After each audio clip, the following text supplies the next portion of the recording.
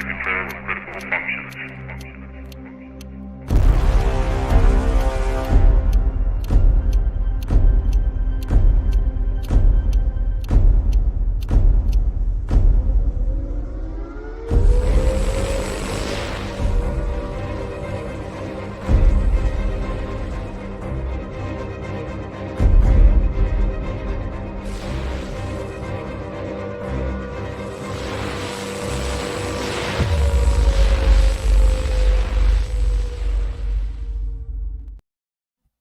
Oh my, oh my, oh my. It is that time of week again when we welcome in the weekend the only way we can. That's the wild and weird way. It's what we do around here. I am Ron. This is Joe over to my right and over there in plaid.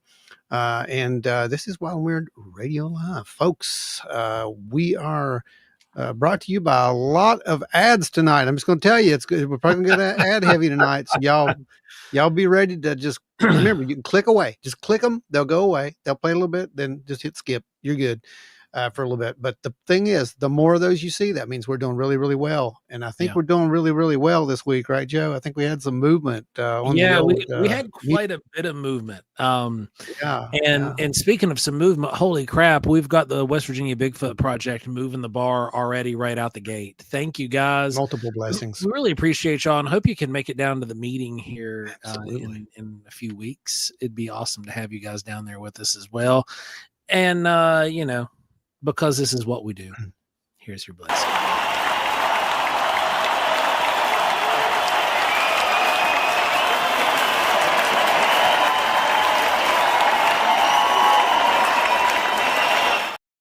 Hit him with the sky dolly. That's how you do it. So we got some folks hanging out. We got Jay Bird. He's out there. What's going on, man? Hope you and the kids are doing a little bit better. I know that the end of the school year plagues have finally touched base at your house. They finally lifted from mine, thank God. Just for now. James Nelson, what's going on? Then we've got Donna Ho in the house. What's going on? Then obviously West Virginia Bigfoot Project, Gary Schuler, Jordan Booker. Man, we need to give Jordan like a book of golden stickers because he's now made it on time every week for the last at least month and a half. Those gold stars. We need those little gold stars that we can do. Yeah, that's what we're going to do. Teresa's Haunted History. Hello, of the Tribe. Teresa. What's going on? Power Band Sasquatch is in the house. Power Band. Dances with Orbs. What's going on? Orbs. One of my favorite human beings. Enzo Cirilli. What's going on, Enzo? Good to see you, man. Larry Hose is in the house. What's up, brother? Then we've got the Trackway clan is in the house. We've got Ada Cox in the house. G3's back with us. What's going on, G3? Welcome, G3. And Seth Beans LaMille is in the house, guys. On time. And absolutely on time. That's the rare part. That's if you guys are in the Kanawha Valley region or central West Virginia or the Ohio River Valley area, you got to go check out Seth and get a tattoo from him. He does some killer work. Ada Cox. We're up there. There we go. We're up there. Thank you. Here comes Just For You, Ada.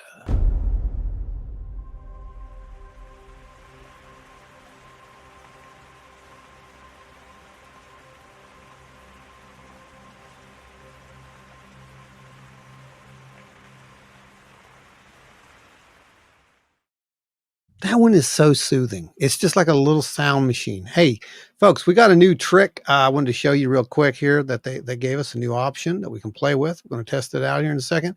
Also letting you know, the folks who are doing this, like Ada just now, there is a goal set. The goal is all going to the upcoming meeting, just to let you know. That's where your super stickers are going, super chats are going. But check this out, Joe. Check this out. So now we can actually see live comments apparently over here somehow on the stage. On stage. Let's see.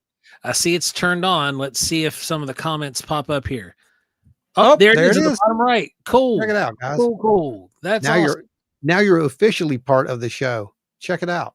Look at that. Now you're on the screen. I know. So thank you, StreamYard. That is a very cool addition. and we'll definitely use that. It makes it function like the YouTube live premieres. That's awesome. It's cool, right? That is really cool. I dig it. Yeah, I like it. Sorry, go ahead. Continue your welcome. I just got excited about that. I thought that was so Well, no, cool. we're caught up. It's Oh, everybody okay. who's in the chat. I know that Okay. we've got more people sitting out there Oh, there's a watching. lot more. but Yeah, yeah. you're not talking. So guys, hop in there, say hi. Come on, We say talk. hi back, as you've seen. Check it out. Um, Just you thanks get to all your the new over folks there. who are- thanks to all the new folks who are jumping in over there. We really appreciate each and every one of you guys. We've had an influx on some of the views on some of our UAP videos and UFO videos. And it's because we've kind of been trying a new promotion strategy, going out and trying to hit some other target audiences, and it really seems to be working. And I want to thank you guys who have jumped over and are hanging out with us right now. We really appreciate it. As you can see, this show, this part, you've seen some of the videos already. But this is the live show. We do this every week at 8 p.m. Eastern. This is your show. Yeah, we're the ones on screen. But these guys right here are the ones that drive it, and that's you. So you can drop comments. We touch every one of these guys for the most part at least 3 or 4 times, depending on what the topic is and where we're at. And we try to get everybody's voices heard and takes on certain things. And it's been such a cool ride. And I can't thank you guys enough. So thanks to the new folks for coming and bearing with us and joining us and being here and sticking with us through the housekeeping part of the show. Now, Ron, we've had an incredibly busy news week. We've had a really busy week in general, even beyond the news.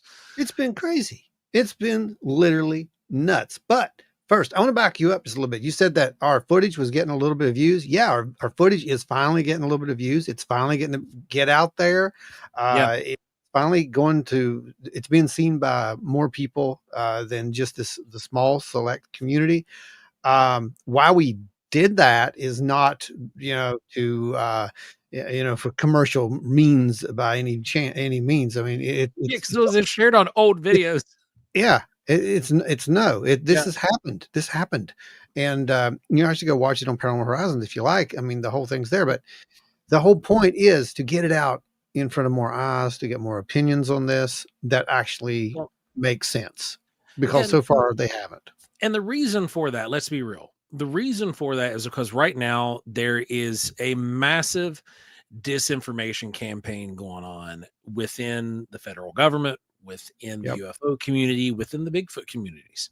Yes. There's a huge move of bad actors who are coming in, trying to ride the wave, trying to get out there and do things.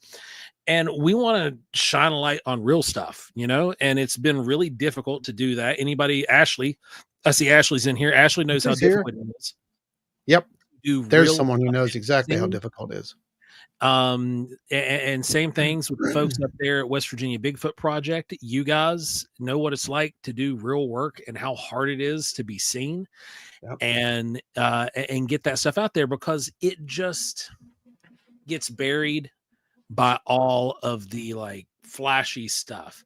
You have a handful of real people who are out here doing the thing and who are releasing the content practically for free. It's ad supported, but you've got it's folks like us, obviously Joe and Jess over at Hellbent Holler, and you can go get your adventure cap by going to Hellbent Holler's YouTube channel, hit their little shop icon, or contact them on Facebook. This will increase your odds by 13.45% of having some kind of strange or paranormal experience anytime you're wearing it. I'm waiting right now for something to start moving behind me just because I have the hat on. Again, it's the Hellbent Holler adventure cap. Get yours today. So anyway, at least above 0.0% chance that you'll have a paranormal experience while wearing that hat. Possibly a 1.6% chance. Possibly a 1.6% chance. But for real, there's only a handful of people who out here doing this and actually creating content and putting it out there to be consumed and viewed by you guys. And we're not lying and we're not fluffing things, so it's not getting some of the attention that it should have, and it's not being seen by some of the folks that should see it.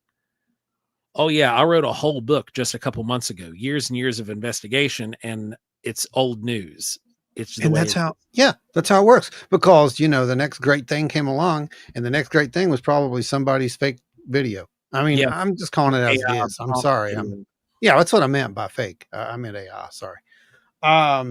Anyway, Oh, speaking of AI, yeah, I sent you a yes, you did. terrifying video this week. Yes, you did. And this kind of loosely applies. Terry, what's going on, brother? Terry. This applies to this. And Jim Broseph's in the house. What's going on, Jim Broseph? Good to see you.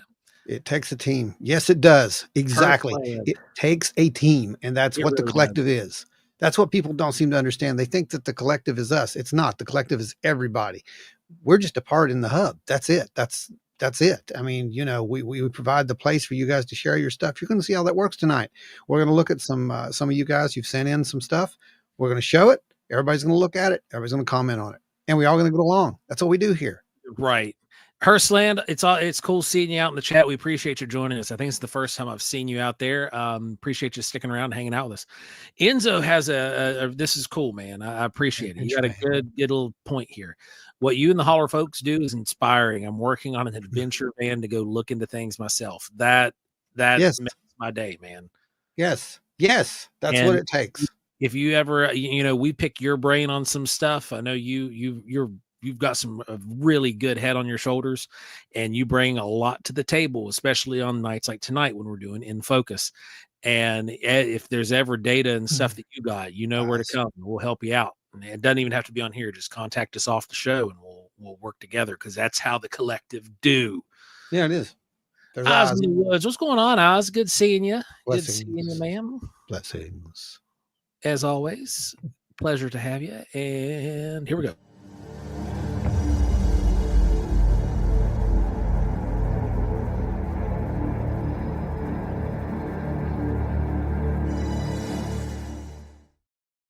I didn't say it. You didn't hear it, but I did say, hey, everybody, in the Brack. Hey, everybody. I used to be able to do the Brack voice so good. I haven't done it in so long. Jim Broseph, I didn't say it. That's all I'm saying. But I've noticed a major change in some people over the last few years, and I'm not the biggest fan of that. So now on to things. That AI video. Oh my God. Okay, so can you drop the link in for the folks here? Absolutely. For that AI video? Because folks, we warned you years ago that it was going to get ridiculous, and it was going to get ridiculous fast. And well, as far as it's going, this is pretty ridiculous. This one's terrifying, and it's not because the context of it. It's because of the absolute superiority of the content. All right, here we go, folks. Dropping it in. You guys take a second, pop that up in a browser, and then jump back over here. Go watch it later. You're going to be terrified. Yeah, it's pretty real, and it's not. And that makes our job really, really hard.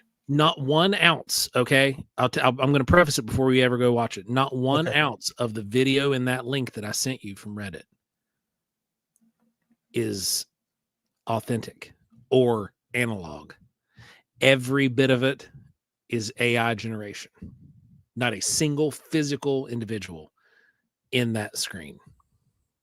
It's unreal. All right. Okay, so preface, we did that, so you guys can go look at that. Is that from the new Google AI? Do you know the platform? No, that one I don't believe is from the Google AI. That one is from it's actually like an AI source, like software editing, or not software, but a video editing software, and it's a completely generated video. Oh yeah, well, you know what's going to happen there. I believe it wasn't Adobe, but it was a major production. Like now, mind you, the common person isn't going to have access to this. This is going to be production studio level stuff, but still, it's unreal. Oh, but they will eventually. Like, you'll be able to buy that. You'll be able to sub for that and get that. Trust me, it's going to happen. Schuler. Oh, absolutely. I'm sure somebody's going to drop one. Oh, absolutely. Thanks to Gary, all Gary, the Gary. military that serve the country. Absolutely. Yep. Absolutely. All And the the ones, all the fallen, to the fallen. We'll Yep. get them at the end. Definitely we'll talk about that as we close the show tonight. Here we go. All right. Here we go, guys.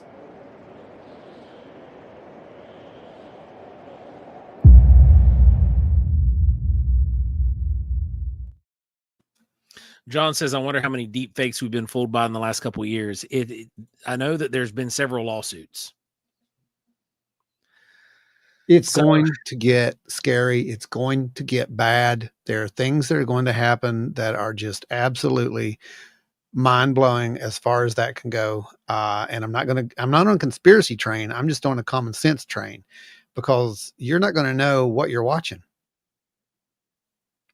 That's it. You know, you won't be able to tell the difference. Is it Ron and Joe, or is it, these things didn't have 1,000 teeth and 18 fingers. They were anatomically correct humans doing anatomically correct human things and behaving and moving. And there was even just background characters that were doing nothing, standing around like normal people. Yep, absolutely. And that's what's going to happen. So let's get into this, okay? Because we had some crazy stuff happen this week. Before we go, well, thanks for the tasteful product. You missed your whole commercial we did a minute ago. You were just off the air. They were just off. They were just off on the just commercial. Barely. Every week or two, there's a commercial that goes up. So let us know if your hats are moving. We had some interesting things happen this week in the news that kind of played into some of the stuff that we've done in the past. Surprisingly, this seems to be the trend of late, honestly. And Scott Holbrook, thank you, keeping it free and real. Multiple blessings, my friend. Find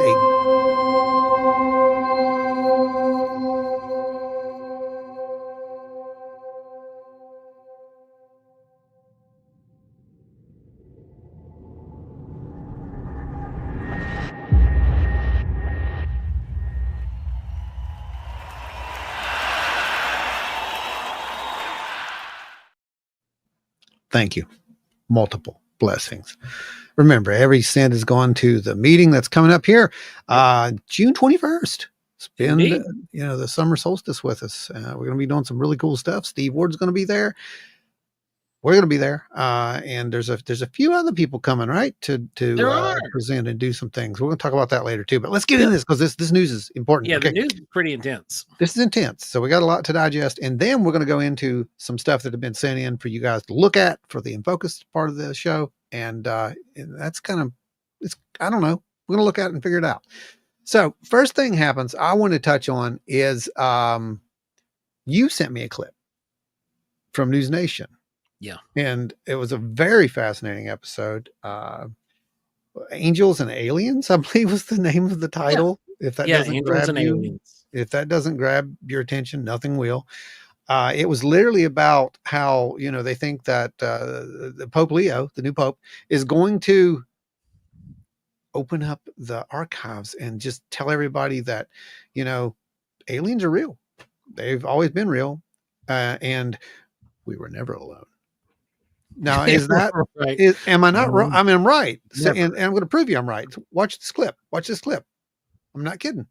This is Daniel Sheehan, and he's going to preface what he thinks. Family into a better understanding of our place in the universe and the relationship that our human species is going to play in relationship to the entire non-human civilization. Now I'm going to pause that for just a second, Joe. Because what did he just say? What did he just say? What non-human civilization? Yeah, he said that. Now we're going to go on. It surrounds us outside of our solar system.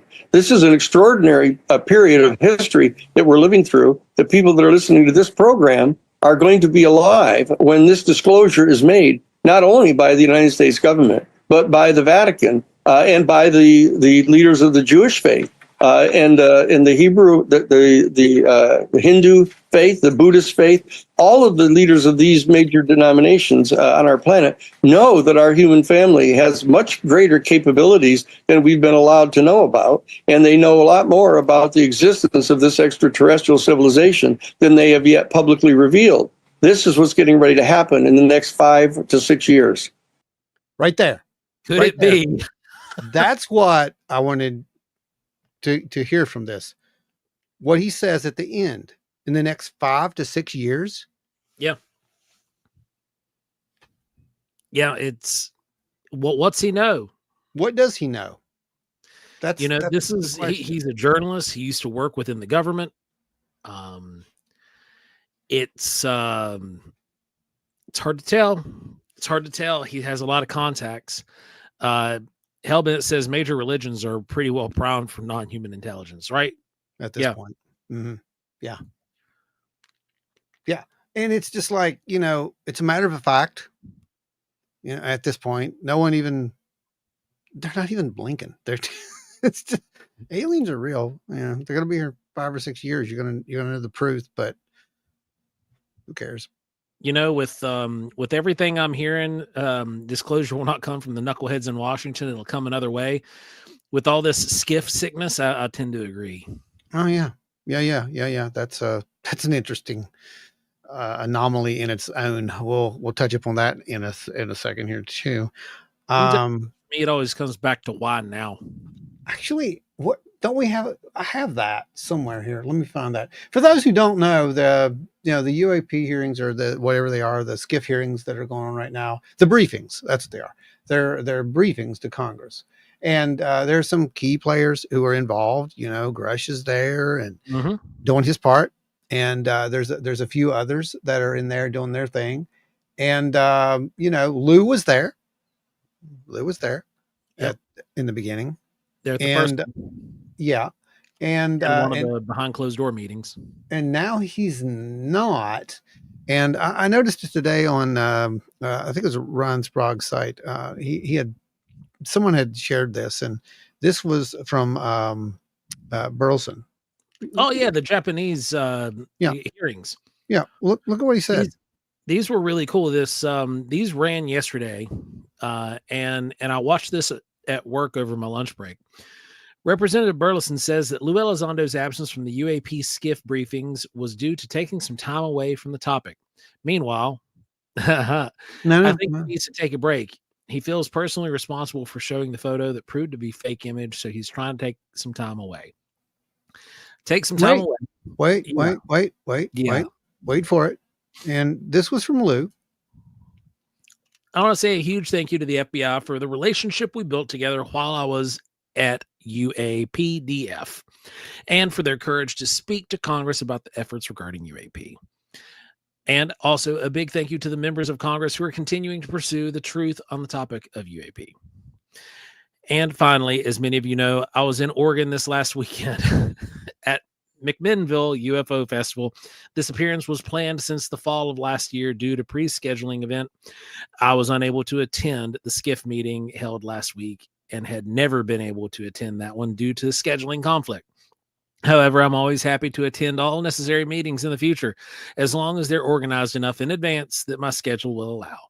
As always, I'm grateful for the members of Congress taking this topic seriously and continue to offer any service I can to assist them. Look, man, I like Lou. Okay. As a person, I like Lou, but there's been some swings and misses lately. And this was definitely a swing and a miss. Yeah, it was a big whiff, man. Big whiff, because let's just say Mr. Task and Purpose here in the room. Mr. I took an oath of office, and that's why I did what I did. I left my career because I took an oath, and I did and we're going to do this. Now this is where it's headed to. As long as these things align with my schedule, I'll make it. Tell me you're on the circuit without telling me you're on the circuit now. I don't understand. Look. Okay. I love being out on the road. I love going out and kissing hands and shaking babies.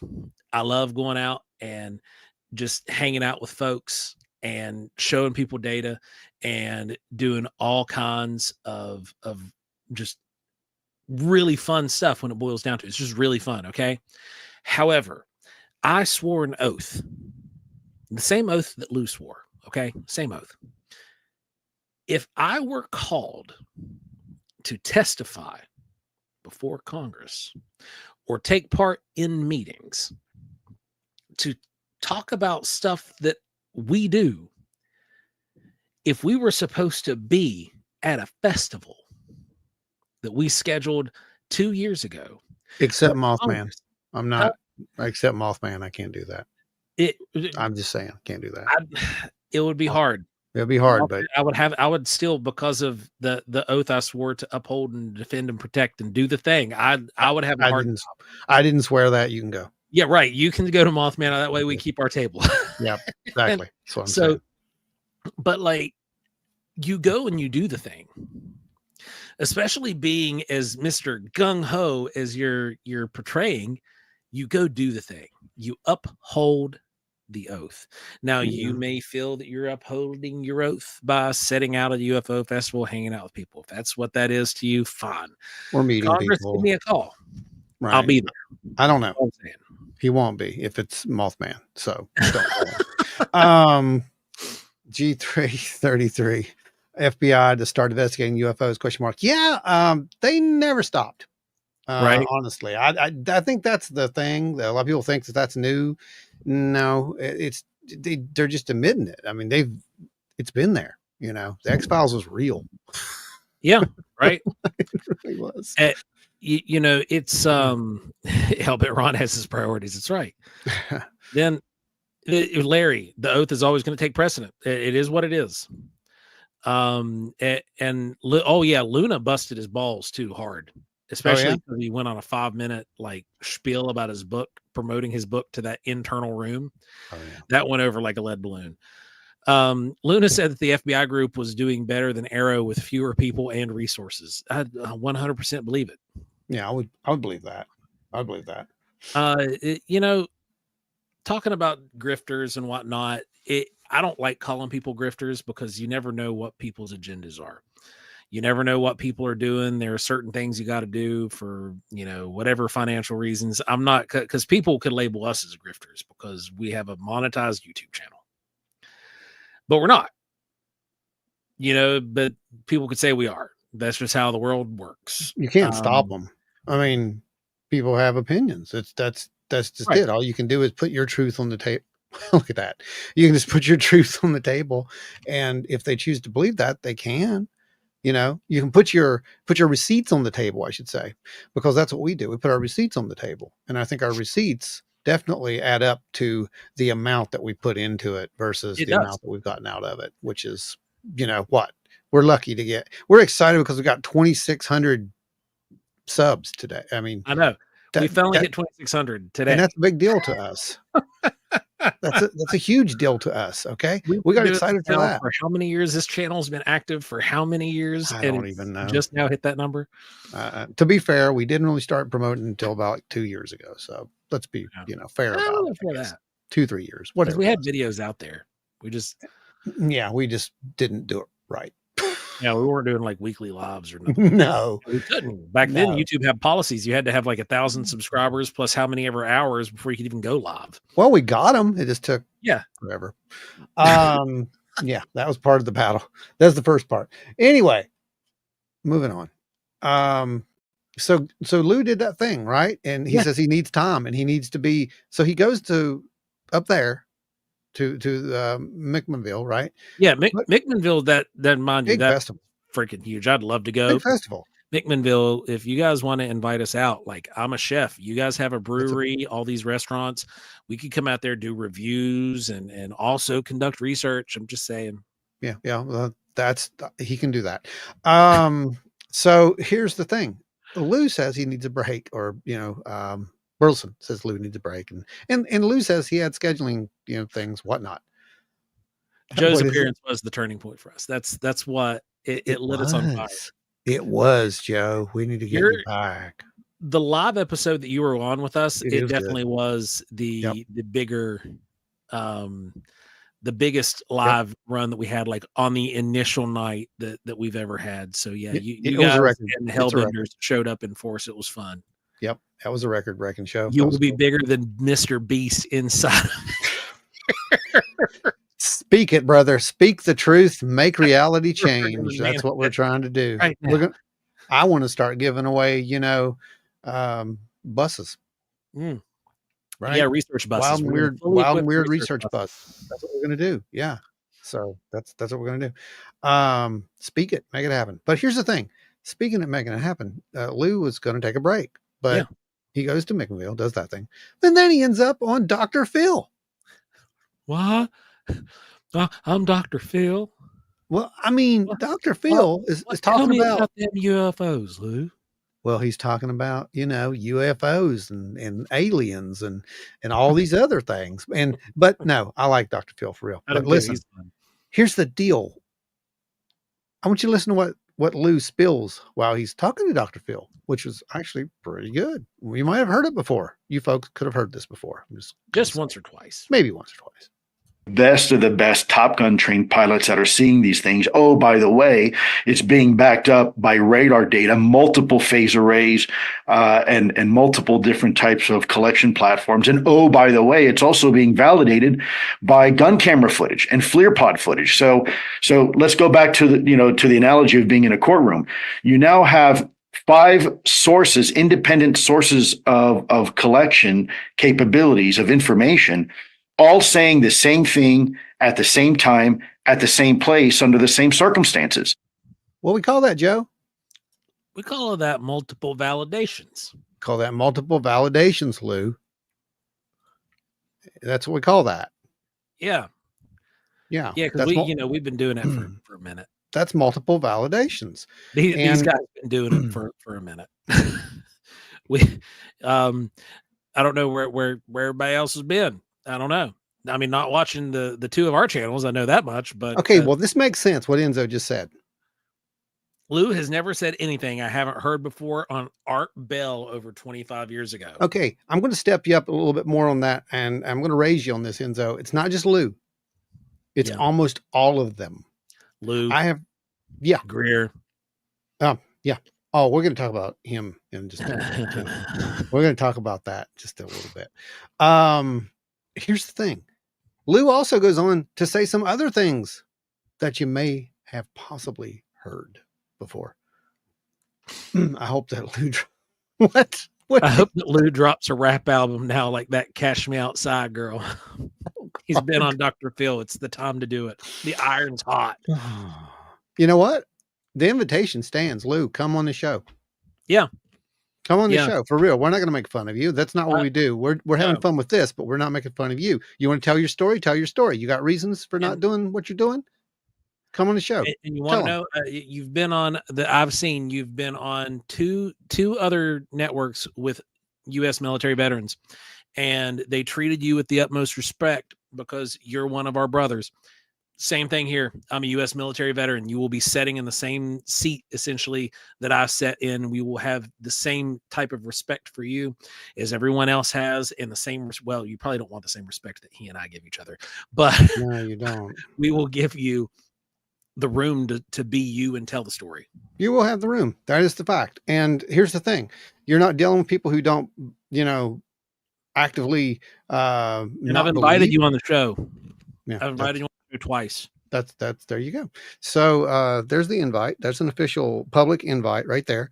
And you'll be sitting amongst people who are both experiencers and researchers and who know the difference between belief and data. So if you want to have that conversation, it's the place to have it.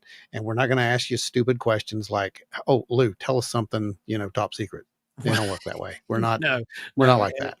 So there's stuff that I dealt with that I still can't talk about.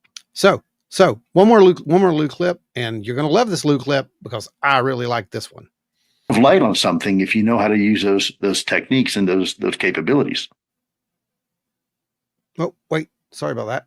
Let's pull that back out there. That's got to go here. Maybe it didn't rewind it. Hang on.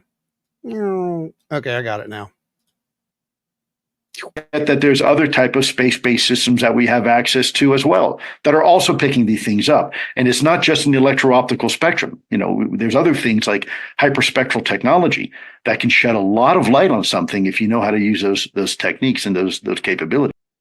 These are So what he's talking about, Joe, is hyperspectral technologies. Seeing into an unseen, or rather invisible, spectrum. Exactly. So now we've heard another.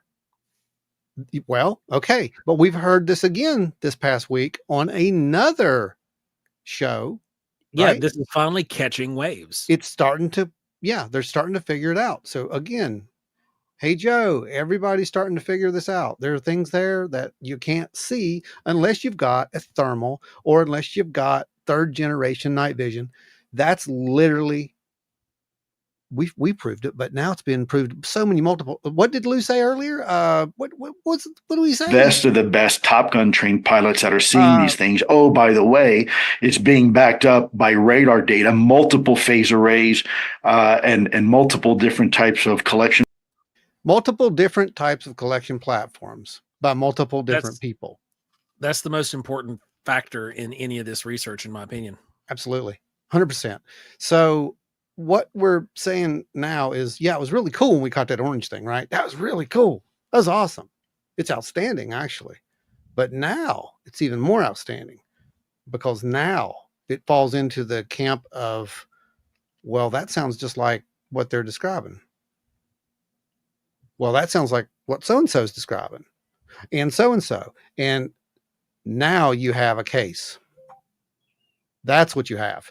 So this is very interesting to me because, we knew we had something different, but now the rest of the world is starting to kind of figure out this is real. These things exist and we can't see them all the time. Now, Trackway's asking a really common question, actually. Says, I keep hearing about Art Bell. Who was he? He was the founder of Coast to Coast AM radio. Oh, gosh, yeah. And so many other things. He was responsible for folks, in part, folks like George Knapp getting out there and doing what he's doing with the UFO topic and giving him the room to go and share that information unedited, like some of the news station stuff that he was doing was because, that's being consumer based. But he gave him a platform and many other people's platforms to come on and share data. Yeah. Well, he was one of the first to do that. And he didn't laugh at people. That was one of the more important things about him. He may have not have believed him 100%, but he gave him the floor. He gave him the room to talk and he let him do it. And then, some of the most interesting people in the world who've pretty much become legends at this point. You hear us make fun of them time to time, like John Titor. That's where they came from. Speaking of, if you are a time traveler, and only if you are a time traveler, respond to this phone right into the show. Please call. Hellbent says, there have been spook lights that we can only record on cheap Chinese camcorders. The upper quality night vision devices couldn't detect it. Exactly. So that means that there's something capable, in theory, of shifting its spectrum. That's multispectral is what that is. That'd be cool. The WA Files folks are working on an Art Bell documentary. I will be cool. One of the first to stream that. That's awesome. Gonna be cool. Oh yeah, big. Now there's a guy. They're actually coming out with a movie where somebody's playing Art Bell. It's who was it? It was James Gandolfini. Yeah, I saw talking about that. Some of these light phenomena are in extremely narrow frequencies. Yes, they are, and Very they are specific. Not only that, they're in narrow frequencies that are at times in transit. They're changing. So that's important, I think. And there's some interesting technology that might be able to actually be used to see those things. So what else happened? Good seeing you out there, Fox Mulder. Fox is here. Welcome. So what else happened? was we got to hear from Jeremy and George. Oh yeah. And there was some interesting things in a downright throwdown, pretty much, that that Corbell issued, which was pretty hilarious.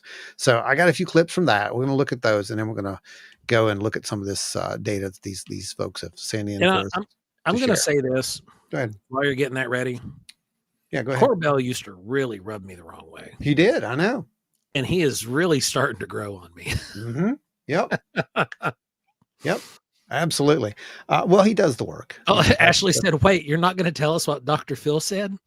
Well, I'm sure it was a lot of, actually, no. I know, it was a good episode. I watched it. It's good. It's an hour and some change. Mm-hmm. And it's Lou and another guest. And it's the guy who wrote the first sci-fi program that was ever on Sci-Fi Channel. For Official Sci-Fi Denial, right? Yeah. So what it was? I think that was it. Mm-hmm. Yeah. It was him. Yeah, he was on there. But I've actually put the link in the description. You guys can go check that out. So all the source links are there for all this. You can go and watch the entire thing. But here's the little clip of this. I'm going to start this one off. There's a few little Corbell clips here, but this is how we're going to start it. She did. She did. That was said a few times. Yeah, a few times. Here we go. 2027 date that I heard a bunch of people talking about. And by the way, it's 2027 to 2036, depending on who you ask. When I called bull on that, it was funny how they cut the footage of me saying that, making it sound like I'm saying there's a doomsday coming. I was saying, be careful. People are already spreading this information. I know where it's coming from. So my point was, you have to watch the full clip, not a clip. You have to watch the full interview to really understand what I was saying. Yeah, he's right. And that's what I'm kind of getting at. Like, go back and watch some of this stuff. But did you catch that though? He said that they edited it that way, Joe, that it was made to actually perpetuate that myth, is what I kind of heard from Jeremy there. Yeah, that is what it sounded like. And another thing that I picked up from that interview is that old Jeremy's got good taste. Yeah, in safes hiding in his studio. Yeah, he does. But no, yeah, you're right. He did say where they edited him around and did the creative conjecture and gave him words that he didn't even say just by cutting him and switching him around. Joe, was your ears ringing when Jessie made you ride outside the car while she listened to Marty Robbins? Joe, tell us about that one. Because I know that Marty Robbins is your favorite. Oh, okay. Beth's in the house. What's going on? Beth's here. Let's see. The next clip is this one. With Patriot and whistleblower Matt Brown, ARRO puts out something on X. It's a 17-minute clip of the Jellyfish UAP. And second of all, they're trying to put out 17 minutes to confuse what we did in our original reporting. If you go look on the Weaponized website, it was under the water for 17 minutes. The whole set of footage over the base and everything, it's almost an hour. So they chose that 17 minutes, right, to be able to confuse the public.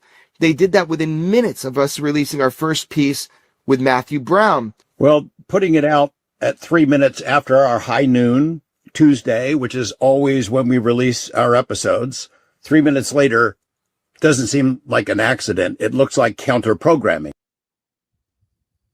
Hard words, but he's right. I mean, what's the coincidence in that? What's the percentage on that one while we ask AI and figure that one out? But right. I got a feeling it's about 0.001.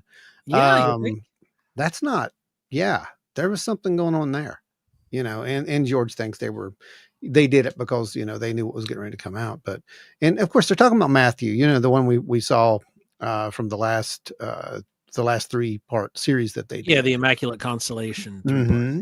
Yeah. Him. And, just a fascinating story. They, watch it. I'm going to tell you what Jeremy said. Go watch it. Go watch that. If you haven't watched it, go watch it. I know it's a long watch, but it's really good. And do not stop when you get to episode 3. A lot of people are stopping before they get to 3. Even Jeremy called that out in this episode. I don't know if you caught that, Joe. He even says that it seemed that most people didn't watch part 3. And part 3, in our opinion, is the meat. Best. Yeah, it is the best. Absolutely. All right. Okay. So see, go ahead. I got this for you there, Jen. Here's follow this link just in the toolbar. It's just our website. Scroll down, you're going to find the name tag submission form there. Oh yeah, for the name tag for the meetings. Yep. That's right. And guys, don't forget, June 6th is the deadline to get that in. If you're just hanging out, just go ahead and open up another tab and hop over and fill it out while you're waiting. If you are going to be at the meeting on June 21st. Yeah, those it's are literally free. It's literally right there on they're free. It's literally right there on the very front page. Just scroll down, a little bit, and there's a little form there for you to fill out. It's just your name, email, and whatever you want down here at the bottom of your card. This is what they'll look like, but they'll be I think they're going to be a different color. I think I'm going to get us some dark blue ones. That's what I'm shooting for. So we're going to see what I can pull off with that. Black with neon green underneath would be cool too. They don't make it. It would be. Yeah, it's all pretty much a white base underneath. But yeah, so anyway, we got that one, and you heard the ARRO thing, right? And we heard Jellyfish again. The Jellyfish UFO stuff is coming out again. Those class 7s, as they're now being called, right? Class 7s. So is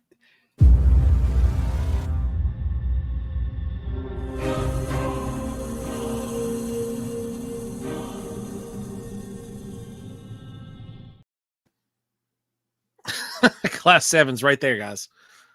But no, for real, these class 7 UAP jellyfish type thermals, jellyfish things being seen with the naked eye, etc. Yeah. So it sounds like there's more footage, and here's the challenge that he makes to ARRO actually after this. It was really interesting that once again, that ARRO, who I did a large public thing about, if you read through my X, you'll see I asked them to do 2 things. Release more of the jellyfish UAP footage, number 1. Number 2, make a public denouncement of statements by Dr. Sean Kirkpatrick and by Tim Phillips, who go on platforms such as the platform was LinkedIn, and they disparage whistleblowers when they come forward. I think the current guy that's running ARRO, who's the director, even if he can't part his hair without authority, should publicly denounce those statements from former heads of ARRO, because it's like they still represent ARRO in a way because people know their face. Right. Yeah. So there was the throwdown pretty much, right? But it's not just all talk, because, they literally say that they've got, new witnesses that are willing to come forward on this. There could be more hearings coming here just shortly, there's some movement on this. Like there's some things that are getting ready to happen with this. And it looks like the jellyfish thing is coming back into the news again, Joe. And does everybody understand what we're talking about when they say the jellyfish, like for real, like the Corbell jellyfish footage? It was like, what, 2 years ago or something now? Yeah, 2 years ago, something, a year and a half, something like that. No, it was last, sorry, it wasn't 2 years, it was last year. It was like a year and a half, because we did the paranormal workshop and we tried to debunk a theory used to debunk it. And it had just came out right before that. It had been a few months. Yeah. Right. So it was last year. It's been about a year. Because remember the chandelier thing came after that. Right. So it's funny you said that, because listen to what he says right here. Stand behind this 100%. The object went into the water for about 17 minutes. Then it came out. It is not balloons. I would like to know what it is. But if we had a comparative example of what balloons look like through infrared, that'd be pretty amazing. Maybe filmed on a government platform. But Well, Well, it's Jeremy, not filmed on a government platform, Jeremy, but we got you. I'm going to take those balloons over there. I'm going to go up the road here a bit. I'm going to put these balloons in the air, and we are going to see what they look like on thermal, just as a part of an experiment to kind of get an idea. Are they going to light up? Are they going to be black? We don't know. We're going to see what happens, because I don't know that this has been done, so at least not by any small groups like this. So we're going to give this a shot and see what we get. All right, so here we are, and we are about to test the Mylar balloon theory, and we're going to see what happens. Joe's going to go downrange, and he's going to let these things off, and we're going to watch them on thermal, and we're going to see what happens. because this was a popular theory, Yes. going around with a couple of the different UAP thermal videos. Right. So it was brought up by the collective that we should test this. So that's what we're going to do. We're going to test it, so let's test it. All right. All right, get out there. See if we can get him downrange.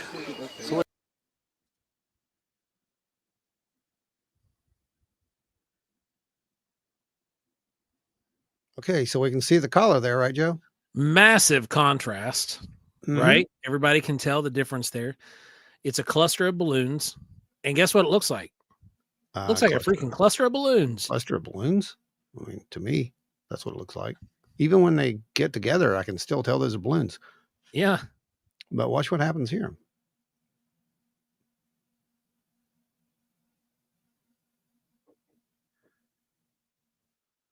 Look at the contrast there, guys. Yep. There's a thermal contrast. We're running in white hot. And because this is a helium balloon, helium is cooler than air. Mm-hmm. You can see the tops Mm-hmm. are cold. And it was warm that day too, because we did Oh, it was lose a very warm that balloon. Yeah, we lost a balloon due to the thermal incident on the ground before this. But yeah, I mean, I can still tell those are balloons, though, is what I'm getting at. So in the original video, you know, you see that translucentness, you see it kind of changing, you know, transforming almost, right? They're not doing that. Those are hard objects. That's a solid object is what that is.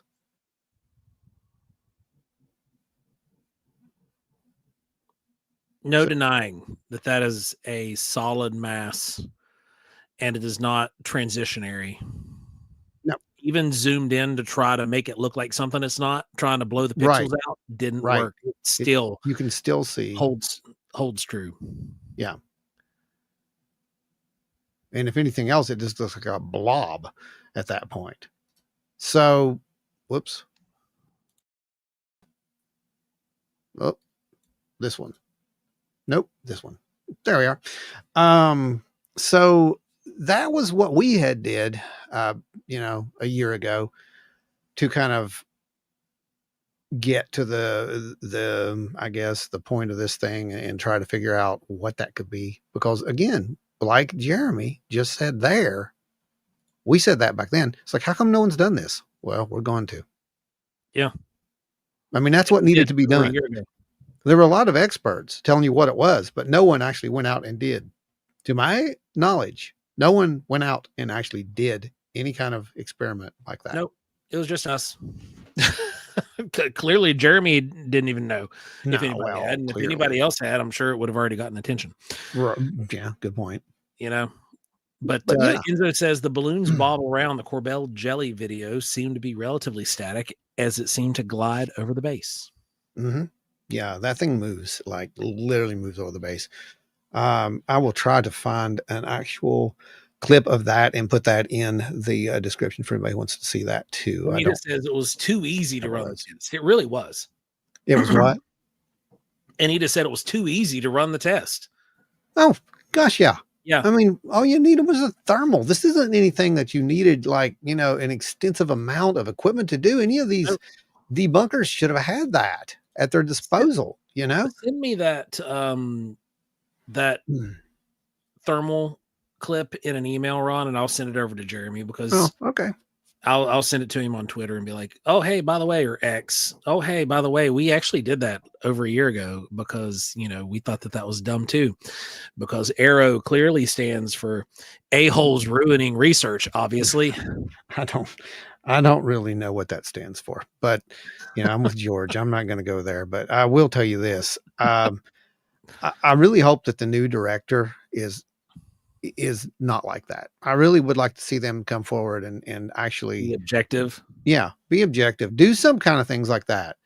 Like, I know you don't think it's your problem. It's somebody else's problem. We heard Sean say that this is somebody else's problem. It's a SEP. No, it's not. It's everybody's problem. So everybody needs to work together to try to figure it out. And if it means, investing in or not even investing, you guys can just walk next door to the surplus, pick up a thermal, point it at some balloons. Come on. Well, Trackway brought out this point. You could see the seams on the balloons. Oh yeah. And you could see the strings. You could see the strings. And that's with ours. And this is a much higher resolution thermal than what we have. Yeah. Yeah. Yeah. So they could definitely do better as far as it goes with proven and disproven. And, I just think that whatever they caught, that's not balloons. That's mine on that. I don't know what it is. I don't know if it's, something on the lens, like some people have said. I don't know. I need more data on that. I mean, I need to actually see that. Like they said, we need to see that other, hours worth or whatever of video. If it's an actual hour's worth of video, we need to see that. There's no reason not to show it. And why would you drag this back up? Why did ARRO drag this back up? This is the number one question. So why are we talking about jellyfish all of a sudden again? We're talking about sky jellies again. We are talking about sky jellies again. It's back. It's back. It's, and for the folks who don't know, it's ancient.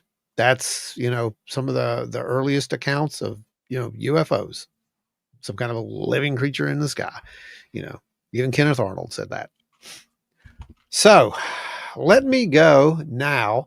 Joe, why don't you, while I get this prepped and start getting this, some stuff to review from the good folks who sent some in. And folks, if you still want to send them in right now. You can email over your, thank you, LR. That's exactly what I'm talking about. It doesn't even have to be grandiose. Every dollar goes to something, and we're going to make sure that you guys have an incredible meeting. The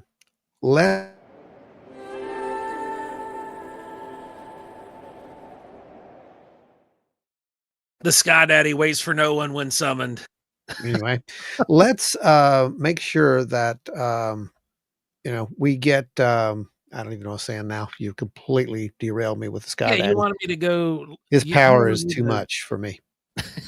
You wanted me to man the helm while you went and found the clips you're after. Yeah, I'm going to go find the clips for this, folks. If you want, that's what it was. If you want to send in some of your clips, now's the time to do so. We have the scroller there at the bottom. Yep, that's where over that email right there. Yep, send it right over to that, and we will try to get those up here. So I'm going to go grab those. Joe, entertain the good folks. You got it. Entertainment is my business.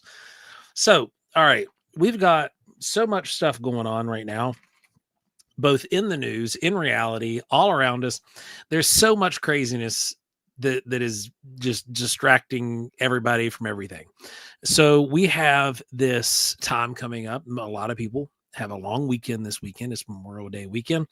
And, it's the time to remember the fallen, which we're going to get to that later. But you have this weekend coming up where you're going to be able to have a chance to, get out, do some research. Highly encourage it. Okay. I know that's what I'm going to be doing. You guys can be looking forward to seeing some stuff pop up on the YouTube because I'm going to be out looking for stuff this weekend up at our farm. We got awesome dark sky territory there. So can't wait to check that out. Terry says it seems the investigators need to attend a Wild and Weird West Virginia workshop. It does seem that way. We could at least get them started off on the right track. That's for sure. That or come out to one of the meetings. This meeting we got coming up on the 21st is going to be an absolute ball. And again, we're going to we'll go over some more of that later. We're hitting that 1 hour mark right now. Again, thank you guys. Also, go remember and mash that like button. Smash it like it owes you some money. Right now, there's about 24 of you guys, so half of the audience viewing right now has hit the like button. Go over there and just hit it. If you're watching on TV, it's all good. We understand. Then Enzo said, would you guys ever do live stream of your investigations? Well, we have in the past. The problem here in West Virginia is that a lot of the places we go to, there's just no signal, or it's too weak of a signal. One of the ones that we tried to do the most recently, it wasn't even a live stream of an investigation. It was just a live stream of like, hey, look who we met. And it was so pixelated, people were getting mad. So we kind of cut that out. But we might look into getting something. If things keep going well and we start getting some of these things out there, we might grab a portable Starlink system and run with that. That would definitely close the gap. I know we've been contemplating getting one of those just to even have at the up at the farm. So let's see. All right.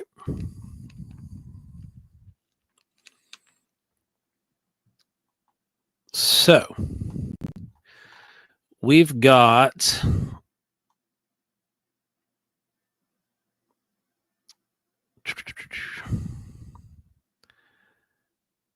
one that came in here, and I'm trying to make sure because it says not to mention the name, so I'm making sure the name's not here so that way I don't accidentally speed read over it. So there are some photographs that are going to get bounced over here in a second, and once those are ready, I will read that story out for you guys. But LR says, I hate being late, but did Ron ever announce what the big announcement was? Not yet. We're going to announce that here towards the end. Angie's in the house. What's going on, Angie? Good seeing you. The big announcement hasn't come yet. We had to wait and get some things buttoned up to make sure that we were going to be able to make the announcement today, and I do believe we are. So just hang tight. You will get to hear that in just a moment. It's pretty cool. We're pretty stoked about it anyway. Let's see. What are some questions you guys have? Go ahead and throw some questions down there. Let's see what you got. There's Ron. All right. Do you have the photos? Can you hear me? You're dead. There we go. There you are. Yeah, I'm going to pull that up here. I'm going to put the present up. We're going to share some screens. And let's see if we can make this work. I think I can do it right here. Let me see. Vincent said, Joe segment. Yes. Normally, I try to be a little bit more entertaining, but it didn't get there tonight. All right. Okay. When you're ready. Let me zoom in on our little culprit here. Let's see. Here, this was shot in vertical 916, standard. And you can tell. So let me go ahead and play this one here. I'm not sure about this one. Wait on this one. This is a different one from the next two I'm going to play. Those are the ones that you're going to read. They go with that script? Okay. Yeah. And, just you can sum that up too. You don't have to read it verbatim.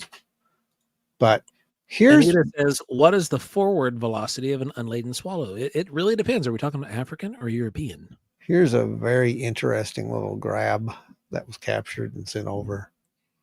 And try to zoom in on that. You can kind of see it. Whatever it is pulsing.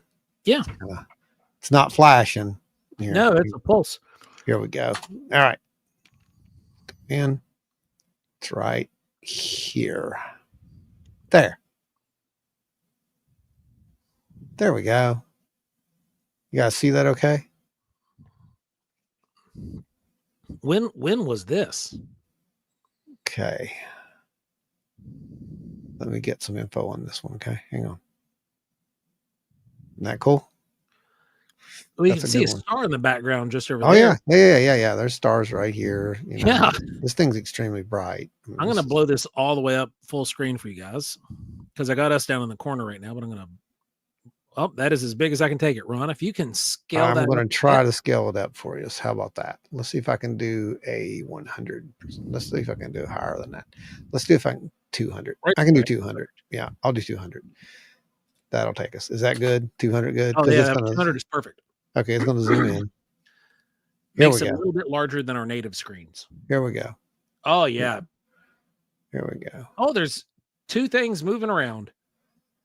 Here we go. That looks okay. This looks like the thermal stuff that we get, but this is visible with This the is naked eye. visible. Yeah, this is visible. This was. But you know how the thermal targets, when they would come in and they would do that Yeah. little mingle and blob apart. Yeah. Yeah, you can definitely see it's shifting colors as well. We see a definite Yeah, you got that. it's like a blue red and a little blue bit of shift going orange. on. And it's not flashing. That's not a flash. No, So it's that is off. not a strobe light. Yeah. Yeah. I don't know what that is. So let's get some ideas on what we're looking at here, guys. I'm just gonna loop it. Beth has actually recorded something like this quite a few times there in Wanbury. She just mentioned Right. she saw something like that the other night there as well. There. I can pull it in just a little So- bit more for us. There we go. Now we can definitely see the spectrums. It almost looks like it's rotating. That's kind It of does, neat Look at about it, that. you know. but it looks like there's an object in the middle and something's rotating around it. Isn't that wild? Yeah, it does. That's exactly Which what it is looks what like. we see when those two things Yeah. come in, hit, and It's wild. pow, go apart. Yeah, it's wild. It's really cool footage. I'm glad we got to share that. That's Let me- really let- cool. Yeah, that's one of the cooler ones. Let me stop sharing that. I'm going to go and see if I can find a little bit about that for us. That's really freaking cool. So let's get some ideas on that. What do you guys make of it? It's your turn. You can see yourselves over here now. Remember over. Oh, it's crooked. It's over that way. You just said Yeah. for cell phone footage, that's pretty good. You can get good cell phone footage. That's what people don't understand, and that's what really aggravates me so much. If you don't About- zoom, Yeah, and if you do zoom, just barely zoom in and just leave it there. Leave it there. You know, unless you have an optical lens. exactly. If you have a cell phone with an optical lens, zoom to the optical lens turns on and then stop. Yeah, and we got to see some really good background references there, which were the stars. You know, just a fantastic one, I think. So let me see if I can find something about that. Ada's asking what's our next event. We're going to be at the Nitro Nitro, yeah. odd thing on the 31st of this month.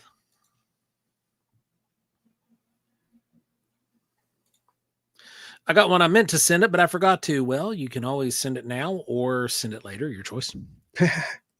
Yeah, feel free. We still have roughly an hour to go. Yeah, we're good. You've got plenty of time to send it in. So go ahead and send in anything you want to send, and we'll take a look at it. G3, big piece of ice with reflections off the sun. That's cool. Let's see. The only thing is, this seemed to be like lower in the atmosphere. Yeah, That wouldn't be grabbing light like that. I think you're definitely in seeing the something low in the atmosphere. I just don't know what that is. And I don't know how high up it is. Okay, guys. I can find all that. You couldn't, and there's no MEDAR data. Right. We can find that info in time. We definitely can. I've got the source. I'm not sharing it, but we've got the source. So we could definitely find that in time if we needed to. Beth, the only thing I know there in the state park is taking place in August. That's not it. And we're going to be there for that. But the next event we have coming up is in Nitro at the end of this month. Yeah, hang on. I'm still trying to get some more info on this thing.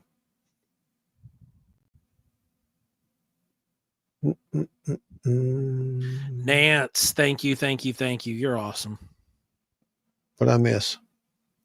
Nancy threw a donation on the Oh, table. We appreciate Multiple blessings. Multiple blessings.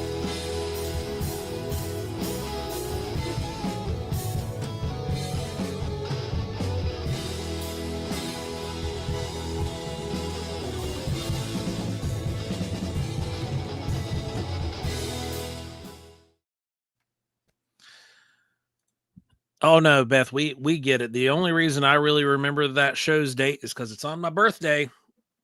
So we're gonna be at a Bigfoot event on my birthday at Twin Falls State Park. Oh, Kenny Hess, thanks, brother. We appreciate you. You're awesome. You guys are. This is really shoring everything up that we needed for this event coming up. We appreciate you guys so much because this is it. Time to get those Geiger counters ordered. Yep. Time to get the Geiger counters ordered. Yep. Yes, you heard that right, folks.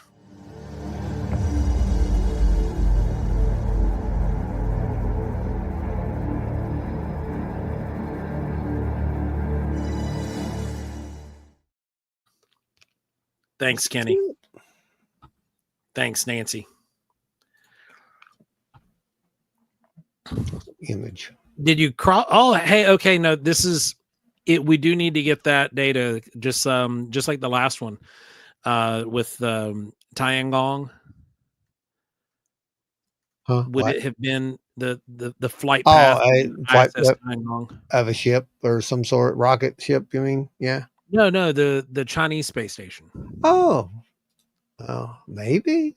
Because it does it shines a different color than the ISS. Yeah, it does. It definitely does. It could be. I don't know. If we get the date and location on that, we could check the flight I'll pattern. get that. I will get that for you as soon as I can look at all that stuff. But all right, we'll show you the next one for right now. Mid Ohio says, "Hey Ron, can you show the night vision that I sent in? I'd like to slow down when they zoom out." Where did you send it? I'm looking. Hang on. I'm in the mail right now. Dun, dun, dun, dun. Ashley said she sent hers with some context. What? Where are you guys sending them?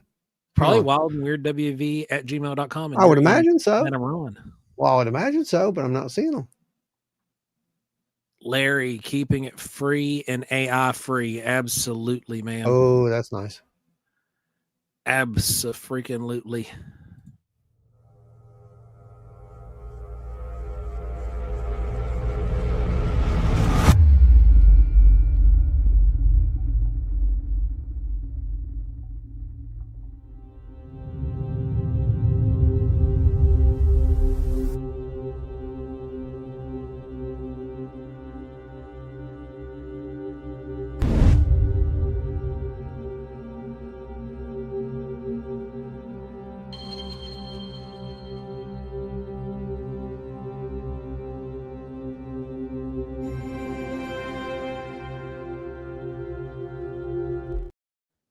Ron, they're over in Messenger, both of them. Oh, they're in Messenger.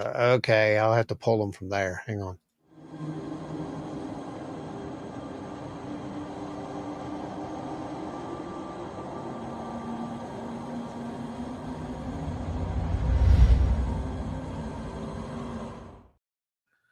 And Lisa, thank you. That bumped us into that 10 marker. We thank you guys so much.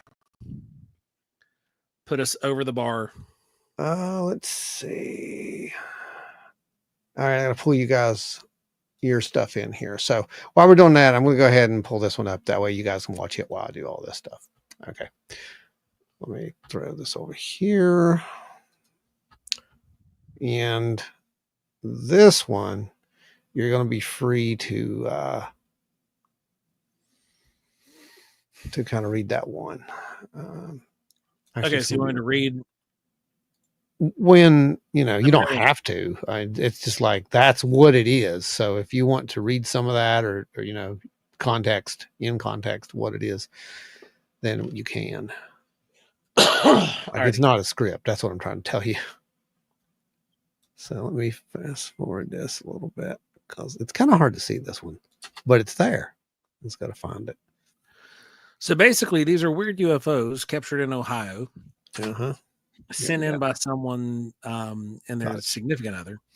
She had seen something like this previously the year prior, and here these things are showing up once again. Okay.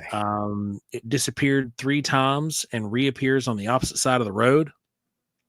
This was during daylight hours. We spent a few months watching the sky more over that area, but nothing until yesterday. Okay, here we go. Present, share screen, window here. Okay. All right. Ready? Here we go. That's not it. That's your green lens flare. There we go. Can you make it out? It's a little small. Like the screen's a little small. Huh. It's 200%. There. Should No, be. it was on the wrong there. Oh, that okay. where Okay. you just set it there, So it's that right one. here. You see it there in that area, right? We do now that you've pointed it out. Okay, watch it.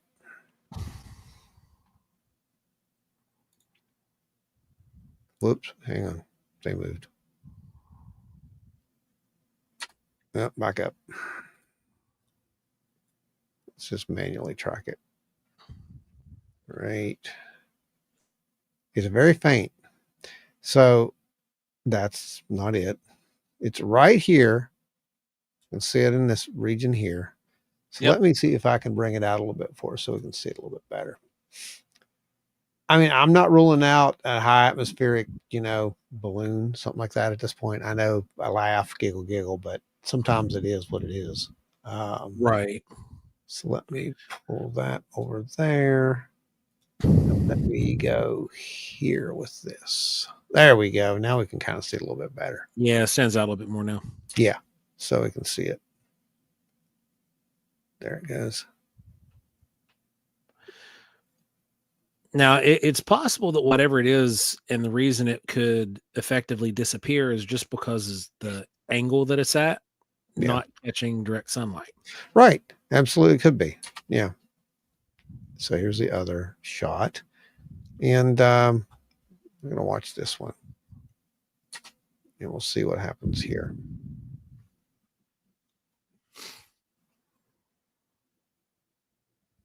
Lens flare. Here, look at this. See, did you catch it? No. You will.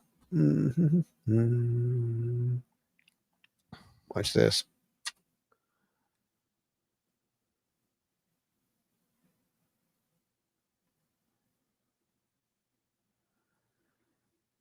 Oh, the dark spot. Yep. Right. And yeah, I see it move in the dark. Yeah. It's up there too. It's pretty high. Whatever it is, it's up there pretty far. Let's see if I can bring that one in for us a little bit. We add a little sharpness to it. Pull it out. Yeah, a little bit. There we go. See it? So it kind of comes in. Could be a bird, maybe. I don't. It'd be a large bird of prey. Very large, like vulture size. Yeah, be pretty huge. It does look like there's a little bit of a flapping motion. I can't tell if that's caused by the or just the pixelation. Right, pixelation, where I just up the. See, I up the what you call it there, but it does look like there's wing flappage. You see that? Yep. I think that's a bird. Oh yeah, yeah. Pattern. That's oscillating. Yeah, it's an oscillating pattern, and he may change like directions right here and just kind of look, because it ends right here, unfortunately, which would have been nice if we wouldn't have seen it end, because that's pretty round. But yeah, it looks like there's a pattern of I think there is an oscillation pattern, like flapping right there, right?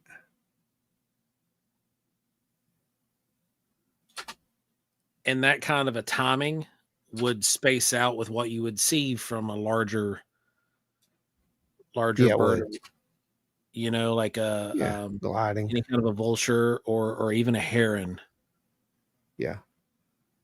At altitude. I mean, I got to put it on the table because I think that's very probably what that was. But I don't know. I mean, and I definitely don't know what the first one was. I couldn't. Yeah, you're talking about the one that was in the dark.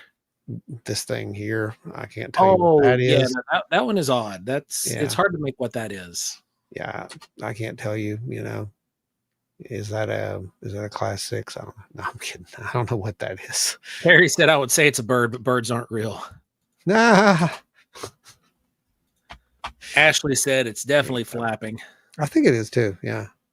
I think we're definitely seeing we've pretty much ruled that there is a pattern here.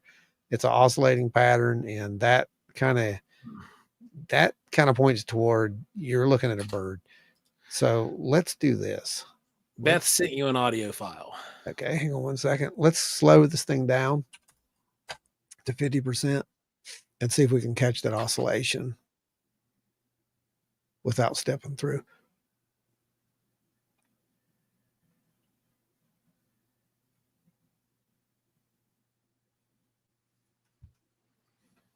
Oh yeah, definitely. There she is. Yep, you can see it, and it's like flap, flap, paws, flap. That's a very paws. large bird. Yeah, that is a very, very large bird. That's what we're seeing there. So that's probably going to be, like you said, some kind of big bird of prey of some sort, or Black vulture, or turkey vulture. Yeah, exactly. Yeah. So I think we can say that's probably what we're looking at here on this one. I'm going to call it that. This one I can't because I don't know what it is. It's really too high. It's high, you know. I wish that the camera wouldn't have changed directions because that kind of throws us off. I'm not making out anything other than just a dot. I mean, really. That's literally all there is to it. So yeah, can't make out anything with that. All right, let's go grab another one.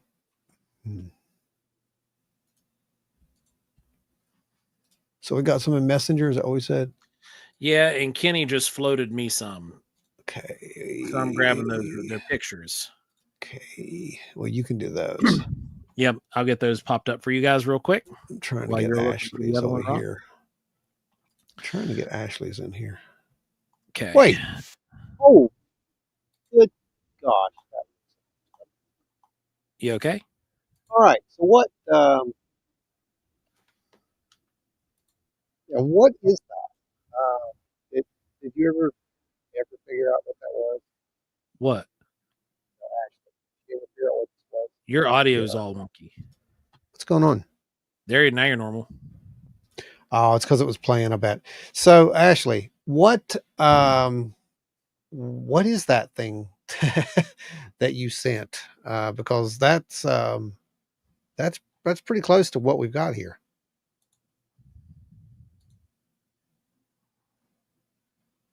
I'm trying to catch it so we can pull it in here. I think that's it. Yeah, I think this is it. All right, I got Kenny's photos. Go ahead. For when you're ready here. Change the sequence setting, keep sequence settings. Okay.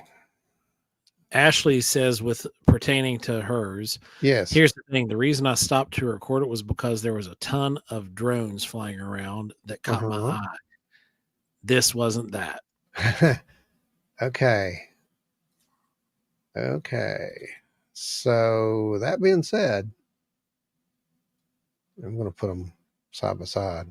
Enzo sent something over too from SpaceX. Okay, cool. Going to put this right here. Put this right here. I'm going to put these side by side. And you guys can have a look at that and see how similar these things stack up. Okay. Yeah. All right. I want to share this real quick, and then we'll get to those ones you've got, because this is pretty crazy. Ready? Here we go. It's about 11 miles from Right Pat. Okay. Okay. All right, here we go. And we can see that the coloration is almost 100% identical. Match. It's almost identical. Well, now, What when did you get this? because that's impressive. Yeah, it is. Now, this could whatever it is, it looks very similar, and it could be the Chinese space station, maybe, or it could be something completely different. Right. To rule, it would be easy to verify that. All we need is the date. Right, if we had the date, time, date and time, we can find it. of these events, and we can definitely find that. But look at this. That is Uncanny. unreal. That's unreal. It's the same thing. It has to be the same thing. The speed and everything. Wow. April 8th at 9 p.m. Okay, April 8th, 9 p.m. Real quick, okay. April 8th, 9 p.m. Okay. And you wouldn't remember what direction you were looking by any chance, would you? I know that's a silly question, but you just never know. Some people do. All right, let me see this one now. Joe, go ahead and show the All right. On April photo. 9th, 2025 at 9 p.m. Eastern Time, the Tiangong space station would be in low Earth orbit, roughly 340 to 450 kilometers above the Earth's surface. Specifically at 9 p.m. Eastern on that date, the ground point directly below the station would be at 24.29 degrees north latitude, 98.74 degrees west longitude. The station's orbital speed would be approximately 4.773 miles per second. So that would have put it April 8th. Let me get that. Time was at 9 At p.m. launch, and that puts us at Monterrey, Mexico. So it is not the Tiangong. 100% not the Tiangong space station. Okay. Well, let me see if I can figure out what it is. See if it was the ISS or some other satellite. Yeah. Let's see. April 8th, 9 p.m. Ashley says, of course I do. 100 degrees east. I've did my homework. Awesome. All right. That makes my job a whole lot easier. All right. 9 p.m. due east. Thank you, Ashley.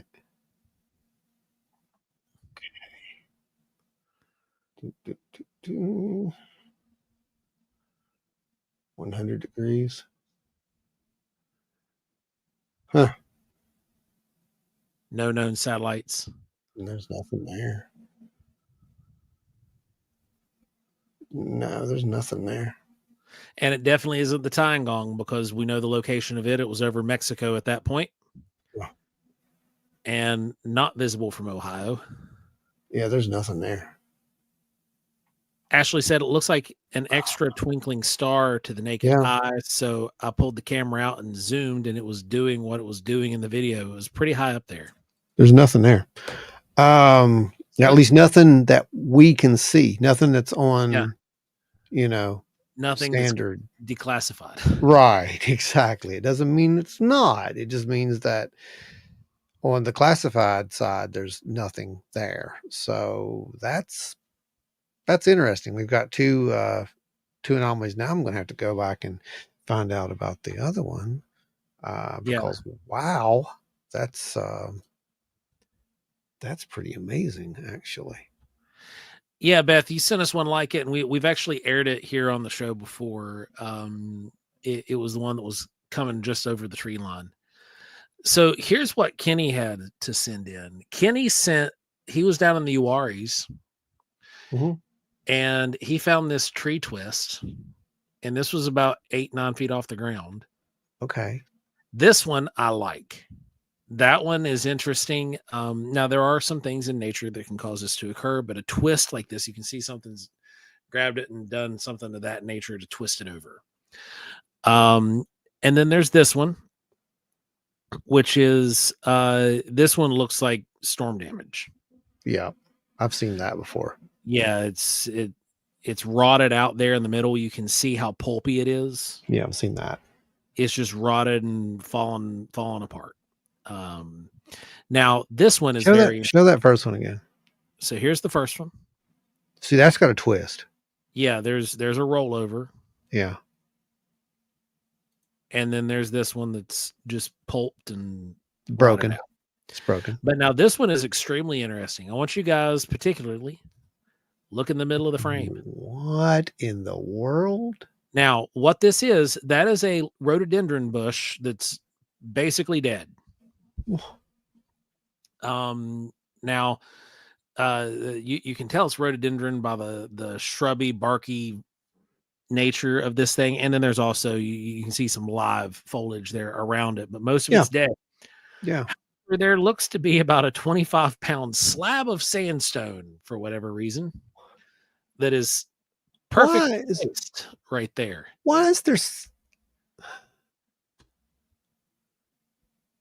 That is crazy. That's weird. There's no reason for sandstone to be there. I mean, it's sand. There's sandstone in the How forest. high up was this? How high up? Oh, this is a rhododendron bush. So you got to remember that's probably about waist high. Okay. Our UFO number 1, by the way, was before April 17th, because the mail was sent on April 17th. Okay. So they're not looking at the same thing at the same time. Let's put it that way. So it might be the same thing. This was April 8th. Yeah.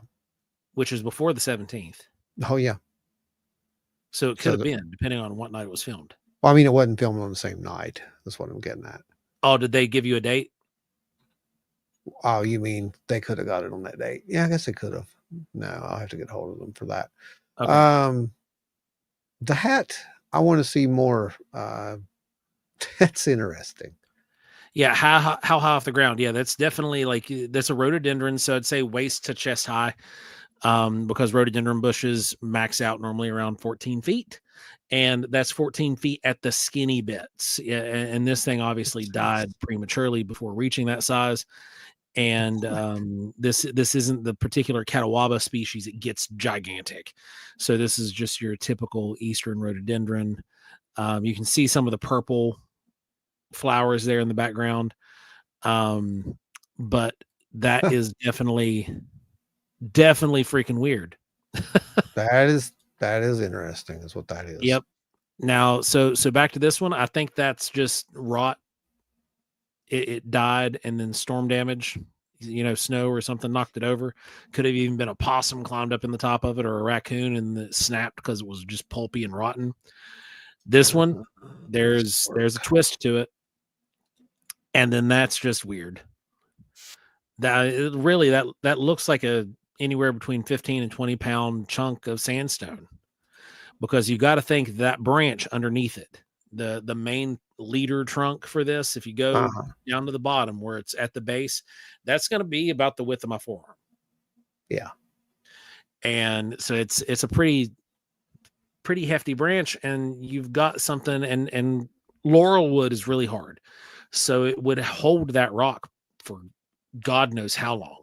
Well, you've seen trees do that, and then they'll grow around it. Yes, but now right? Laurels won't do that. They're too soft. They won't do it. Okay. No, they won't pick something up like that. Now they'll grow the roots around it, but this isn't roots. This is chest high.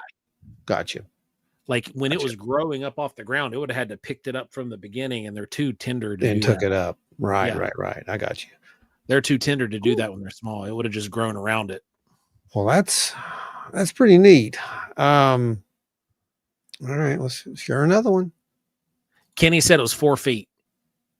So yeah, I was right about ballpark between waist and chest high. So that's a pretty big rock that ended up in a tree. Oh yeah, yeah, and pretty big rock. He okay. ended up, and then finding one that's just perfect to set one like that. And how far did you have to carry the rock to get it there? If a person did do it, and why? I mean, it's kind of a heavy rock. It looks to me. I mean, yeah, it's a 15, 20 pound rock easy. Yeah. And that's not going to just, that's no. If it came crashing down, it's going to break that tree. Is what I'm getting at. Like there's going to be 100%. It was that's being dead. So how did a rock that big end up flat in a tree somehow? Huh? perfectly placed somehow. Perfectly placed. Because if it came jutting through, it's just going to break and go through the canopy, like what we heard out at Kanawha State Forest that time, when that rather large rock got thrown at us. We heard it breaking through the canopy. Yeah, it would sound like that. Wow, that is really cool. That is really, really cool, guys. All right, I'm going to share another one here. I mean, you guys are just sending all kinds of stuff, so I'm going to try to get some of this in here. Let's see. Where's my footage at? I got one here from Beth I'm going to show too. Go ahead and put that up. Go ahead and put that up. I'm going to go ahead and get these ready here. Okay.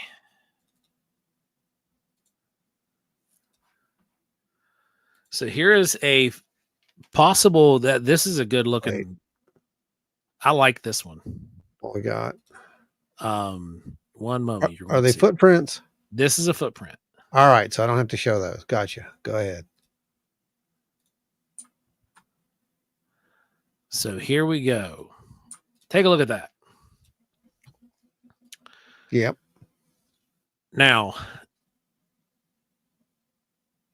looking at this, let's see. Pow. Oh man, it doesn't put us on top of it. Oh well, I tried. It's okay.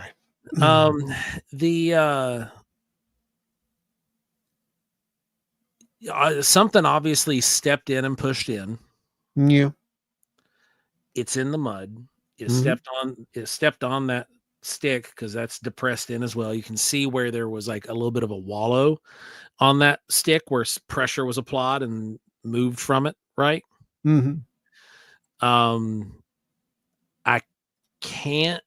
It looks like a rounded heel and not the V shape that you would expect from a black bear. The only thing that makes me think of possible black bear is the angle of where the toes are. So if you look at where this the toes would be, the options would be that the big toe would be to the far left at the head there, but then you would have a pinky toe way out there to the far right, which is possible. We've got tracks that are similar to that. Yeah. The other option is if to the right, if that right area is the big toe, then this is a black bear. Okay. But it's also aged and weathered. This has been through a rainstorm. So there's the details all gone. But you can see where there's a rounded heel and not a V-shaped heel. But if the right-hand side, if that is where the big toe is placed, then I'm going to go black bear just because the positioning, because black bears walk with their paws inward, right? So that big toe would be over here kind of pointing at an angle. So you would hypothetically say like here would be your heel, that rounded heel. The toes would be pointing at like a 35-degree angle away from the direction the heel would normally be. So instead of being, I've actually just for shiggles one night sat and sculpted out a bear print while we were on the sitting here. I sculpted that out. Yeah. While we're on the live, right? That's the front paw of the bear. And the toe would be pointing that way. Now, this animal, if this was a real track, this animal would be walking perfectly forward, even though the big toe is pointing that direction. It would be stepping like this because it walks kind of like a bulldog with its toes in, right? So if the big toe, if the big toe is what we're seeing, dang it, the impression here to the right. If that is what we're calling the big toe, then I'm saying it's a bear. But if the big toe is over here to the left, then that puts it in line with what a footprint would be. Like I like this one though. Like it, regardless whether it's a bear or not. This is like one that would be good for like just a case study to show and talk about. but it's so beat up by the rain. Yeah, this is heavy weathered. You can see it's been beat down. Just I unbelievable. mean, look at all the stippling around it from the rain, like Yeah. heavy rain. Man, probably hail. Yeah, right in the mud and everything there. Yeah. So it's Mhm. very pronounced. This is what makes Beth such a great set of eyes out there. Yeah. Because she's walking around and she sees this stuff. And yeah, Kenny says the hill seems too wide for her. If that's the case, yeah, I would agree. And that's why I say that's why I like it, is because that roundness of the hill. If it was a bear, you know, we've done a lot of videos shown Yeah. where the hill comes back to a V shape. Yeah. Measured it out to be 16 inches, and that would be right in the spot for a double step too. That's the bad thing. Like, it's so good. It's so weathered though. But this is one of the things that makes Beth invaluable to have out in the field, because regardless of what it is, she collects the data on it. She takes the pictures and makes the notes, so that way we can all sit and take a look at these things. And I had looked at this photo because Beth had sent it earlier today, or I think it was maybe even yesterday. And I can't without being there. Now, if I was there in person and I could see, I would lay a stick down and chart to see where the next step would be, to see if there was any indication of a second step. That would be a great indicator of whether this was 2 legs or 4 legs and a double step. Right.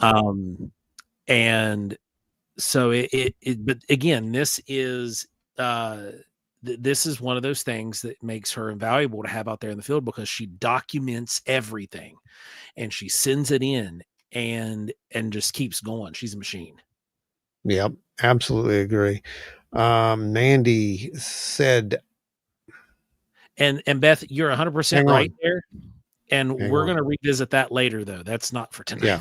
Yeah. Here's your answer. I think I sent the first video. If so, it was taken on March 4th of 2023. Okay. Facing west. Facing west. So that's interesting. Check that one out, Joe, and see what you got out there. Doing.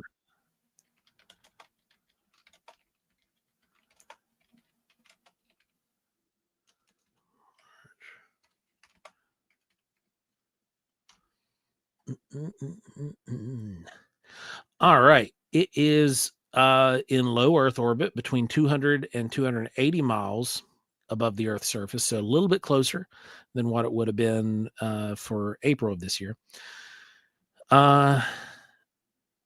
It's also worth noting that at that time it was still under construction, so it would have been working on the final modules being assembled and built at that point, and it would have been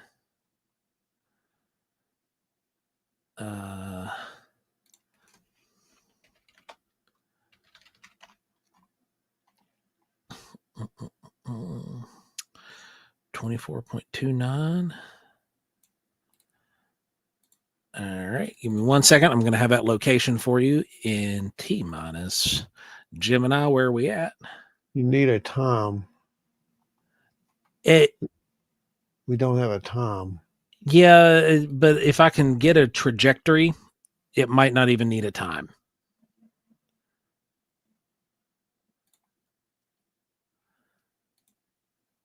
If we know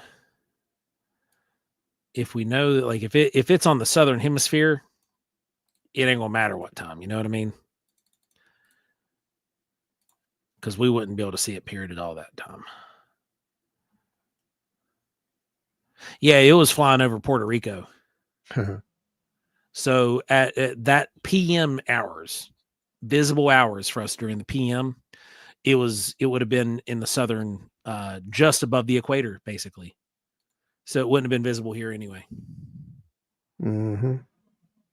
Well, I'm rolling it to let's check here on the PM from 8.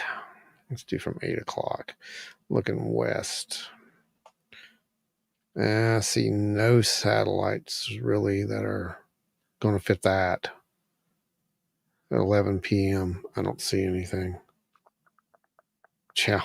I don't know what that is, guys. It's not, it doesn't show up. And the U.S. space station was on the opposite side of the planet on March 4th. Well, we can rule out the most 8:10 p.m. Definitely not. No. Yeah, definitely not. No. So you got something, and the one that Ashley has looks a lot like it, whatever it is. So y'all did good. Y'all did real good. You stumped us on this one. Yeah, those were tight. That's something else, guys. Good job, Mandy and Ashley. Y'all are awesome. Yeah, good eyes good. on the sky. Now I'm going to add that data, and we'll put that in the logs, because that's significant. Good job, for real. Yeah. And the fact that you guys kept the times, Wow. God, thank you so much. Yeah, I think people are trying to. People here know. Yeah. But that's the whole thing. A lot of people don't. They don't think about that. But yeah, when you have a sighting, get the direction, get the time. That's going to be our number one thing, because that helps us to figure out, if we can rule it out, or maybe figure out what it is. So I don't think that's an artifact. Yeah, Beth, that's what we were saying earlier. It looks very similar. It does, in fact, look very similar. Yeah, Ashley I don't. said Tobias mentioned it being or potentially being an artifact due to the zoom. No, I'm going to rule that out now. Yeah, that's not an artifact. It's not. And I can probably get you better validation from some other people who can tell you that's not an artifact. I don't know what that is. It's an object. Yeah, it's not an artifact, and it's physically there. The oscillation isn't an artifact. You now have two videos that are identical, and they're filmed over a year apart. Odds of both of those being an artifact are really low. It's wild. That's a wild one, guys. Yeah, I don't think even the changing in collars is an artifact where it's tricking the camera and making it freak out either. Atmospheric scintillation. Yep, I don't think it's atmospheric scintillation. Yeah, it's too low. Yeah, it's something. I don't know what that is, but man, I'm telling you, that's a good capture. All right, Tommy, are you still here? Yes or no?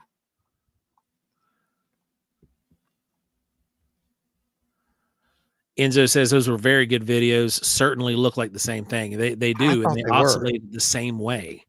I thought they were. When I saw that one, it's not 100% not an artifact. Yeah, when I saw that one from Ashley, I'm like, wait a minute. This is the same thing. If Tommy's here, I want to make sure that's the right video. I don't want to show something that he doesn't want us to show. Yep, there he is. He's here. That is it, the green one, right? The one that you showed me earlier. I want to make sure that's the one you want to show.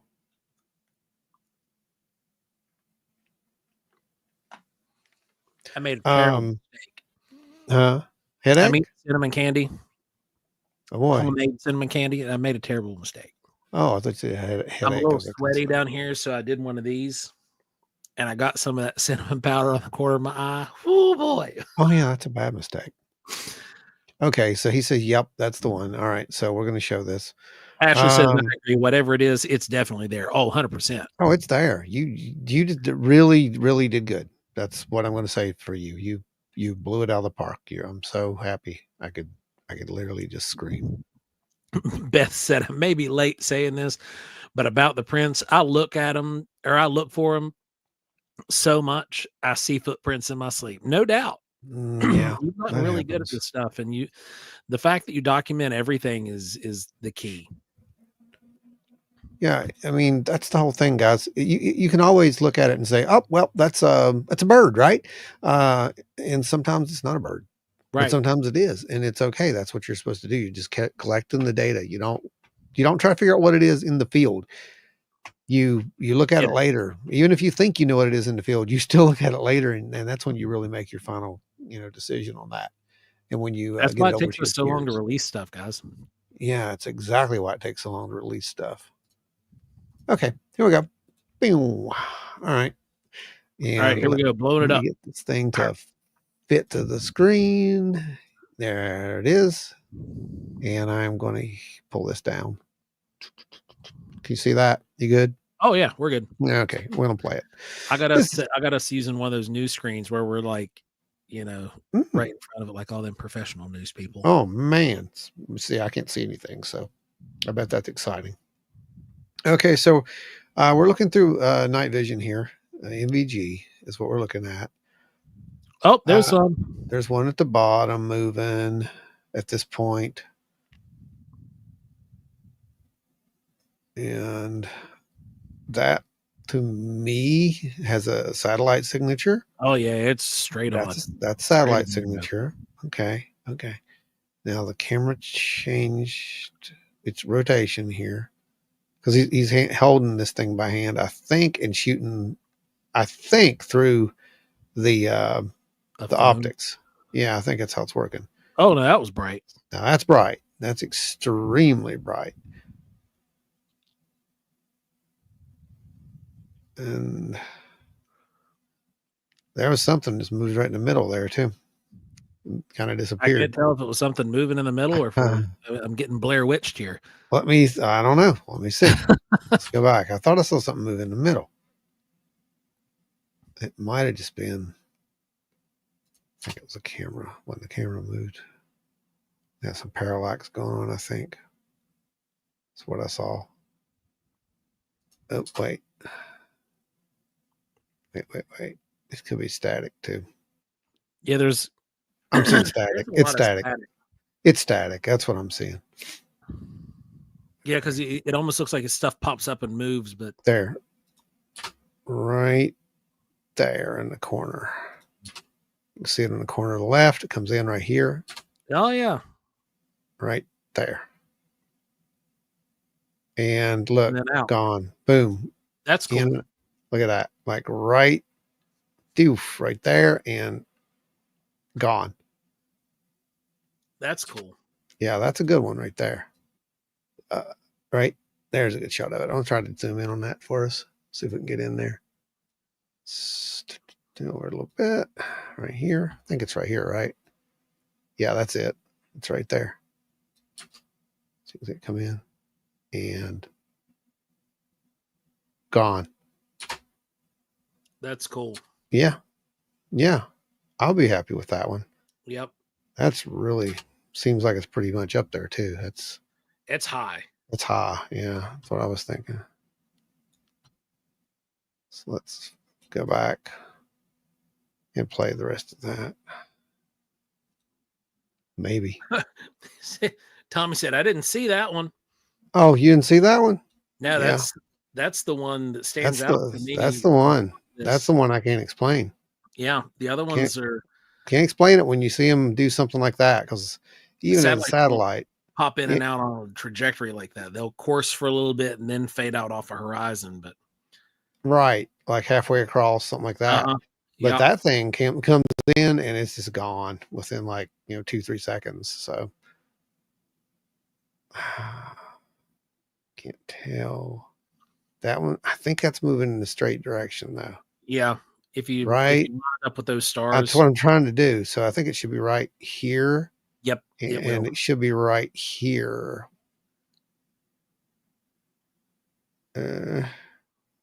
Somewhere right in there. Oh, it's down here. Well, we moved. yeah, it's Yeah, I can't tell. with that twist and turn that Yeah. has given us the Yeah. Blair Witch Now effect. look at this. Here's a good example though. You see what it's doing? How it kind of faded out right there? Yeah, That's how that's satellites will do. They're satellite. halfway across the sky. What's happening is the light is not hitting them there. So they're being lit by the sun right here, right? And then they're going into the shadow side, right? Like that. And they just seem to disappear. But that first one, that's not what happened. It doesn't work that way. You don't just come in Yeah, and it then go doesn't- into it the doesn't shadow. pop. No, it don't work that way. So What else? Yeah, we that got? that one little blip blip, that one's got my attention. I like That's a that. cool one. Yeah, it's a cool one. I will. Now, the one actually, thing, Tommy, that what we've noticed, oh, look here! and Look here! Look here! Look here! Look here! Wait, right in the dead center of the screen. Where's that coming from? right there, 2 of them. Oh, yeah.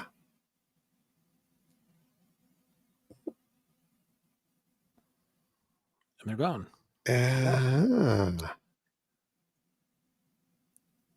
Well, there's a couple of neat things on here. There are. Yeah, there's a couple of neat things on here. Because satellites aren't going to be tracking that. Like that. No, that was really cool. That was really cool. Yeah. So I'm going to see if I can get this one up here that Enzo sent. It's actually a real screen share. So go ahead. What we look for a lot of the times, particularly on some of those ones that are like long duration flights, right? The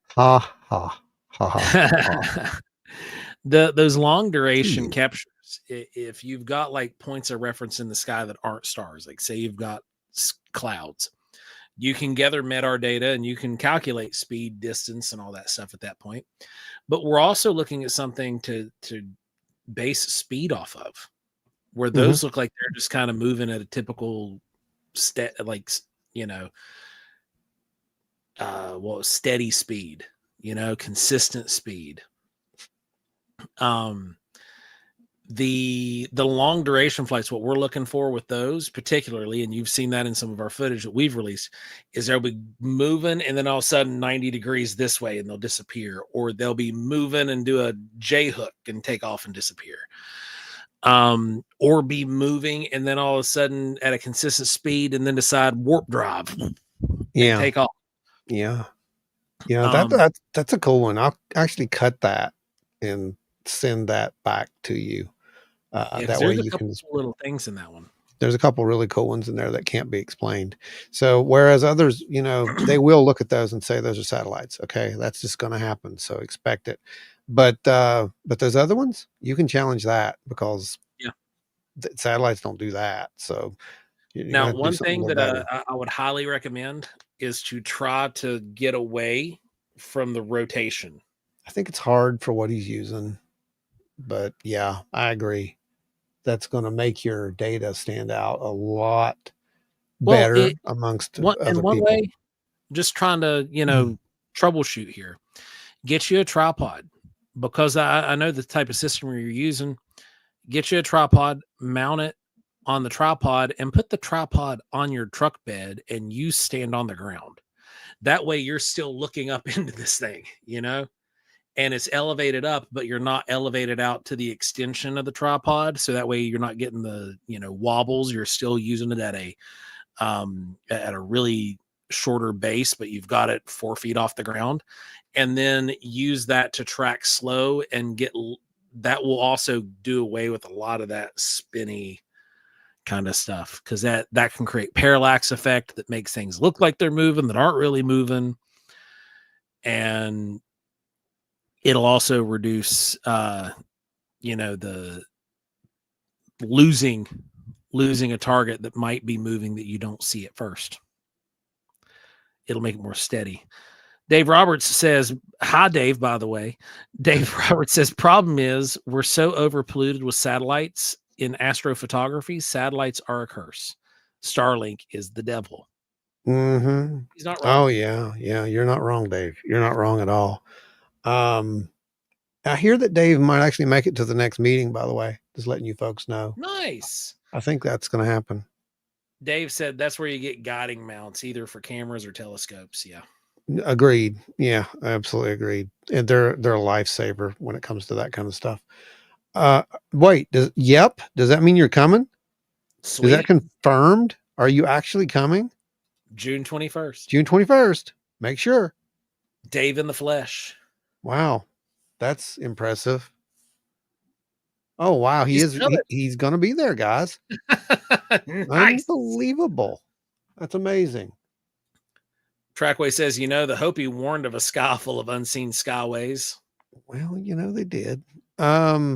I want to share this one video here real quick because a lot of people say satellites and rockets and so forth, and it's just a go-to, right? So here's a really good example of what that looks like.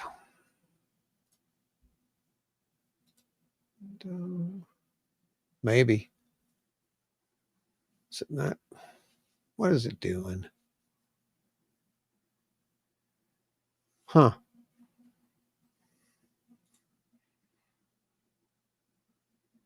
Well, I don't think I can show it. Oh no. Yeah, I don't think I can show it. Yeah, it's not. I can't wait, can I download it? Wait, it might let me. Yeah. It's too big, so I cannot grab it. Well, darn it. Well, I'll tell you what I'll do. Let's see. Yeah, that's the one, Enzo. It's the SpaceX capsule thing. Can you just put a link to that in there for people to watch? That would be good. Now, it's really cool. I mean, it's really cool, and you get a lot of people who say, "Yeah, that's what this is." But this will give you a good idea of a color, and I liked how it has the different colors.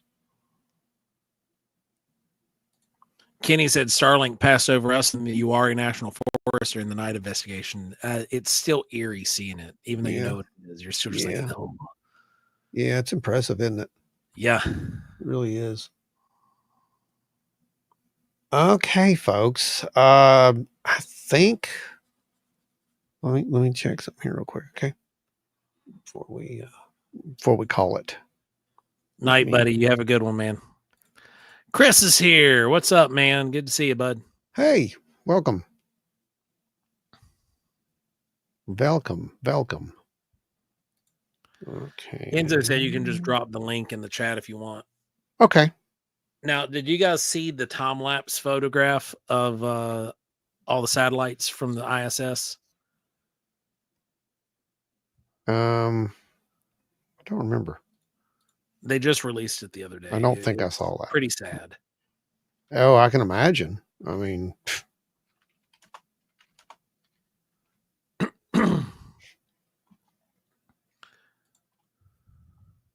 let me see if I can find it. Yep. I might have to post it up on the group page, but it's a time-lapse shot from inside the ISS. Okay. And it's sad. That's crazy. Okay. So, yeah, let me get that link and put that up there for you guys so you can watch that. It's really cool. Where did it go? I lost it. I'm doing great tonight, guys. I'm doing great tonight. I swear we're getting bigger. We're going to have some special handlers to take care of all this for us. There you go. There's all the satellites from the ISS. See those wonky crisscrosses in the back? Looks like a zipper. Yeah. That's SpaceX or the Starlink satellites. Yeah, that's crazy. That is just crazy. Yep. Wow. Well, guys, thank you all for sending in your viewer submissions. Unbelievable. That's awesome stuff. Kenny, Ashley, Beth. Well, we definitely had some we couldn't solve. Yeah, we did actually. That's awesome. So, I don't know what they are, but I've got some questions to ask now. And so, yeah.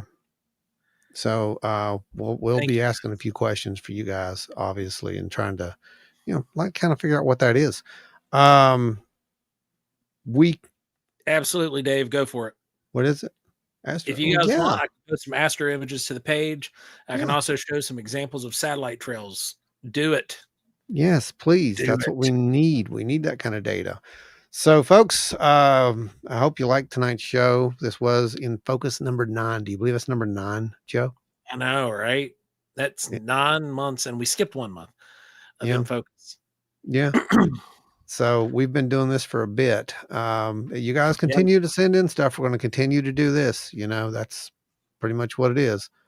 You know, you keep it shouting, we keep it rocking, right? That's how it Yeah. works. So here's the thing. We're going to be doing something at a festival here very shortly.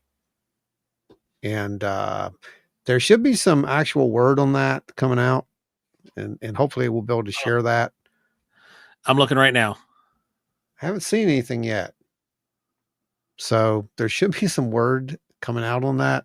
So you're going to have to stay tuned to the group page over there and to both of our, our socials. And we will let you know when we have hard confirmation of it. But there will be, looks like we're going to be doing something really cool. We're going to get to put this data out to a very large crowd, and I'm pretty happy about that. So keep watching. Yeah, it's going to be fun. It's going to be fun. It's going to be great. We're looking forward to it. Now, Joseph, no announcement yet. Can't say it yet. Not yet. The big announcement. LR, sorry. Yeah, y'all gonna have to wait. As soon as they make it public, we will broadcast it to everyone.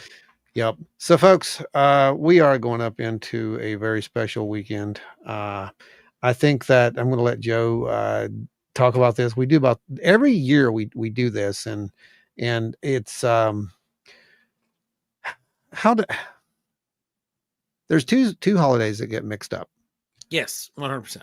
And we kind of address this every time. You know, I get it. Everybody deserves to be recognized, but there's a day for that. But this isn't what this is really for, right, Joe?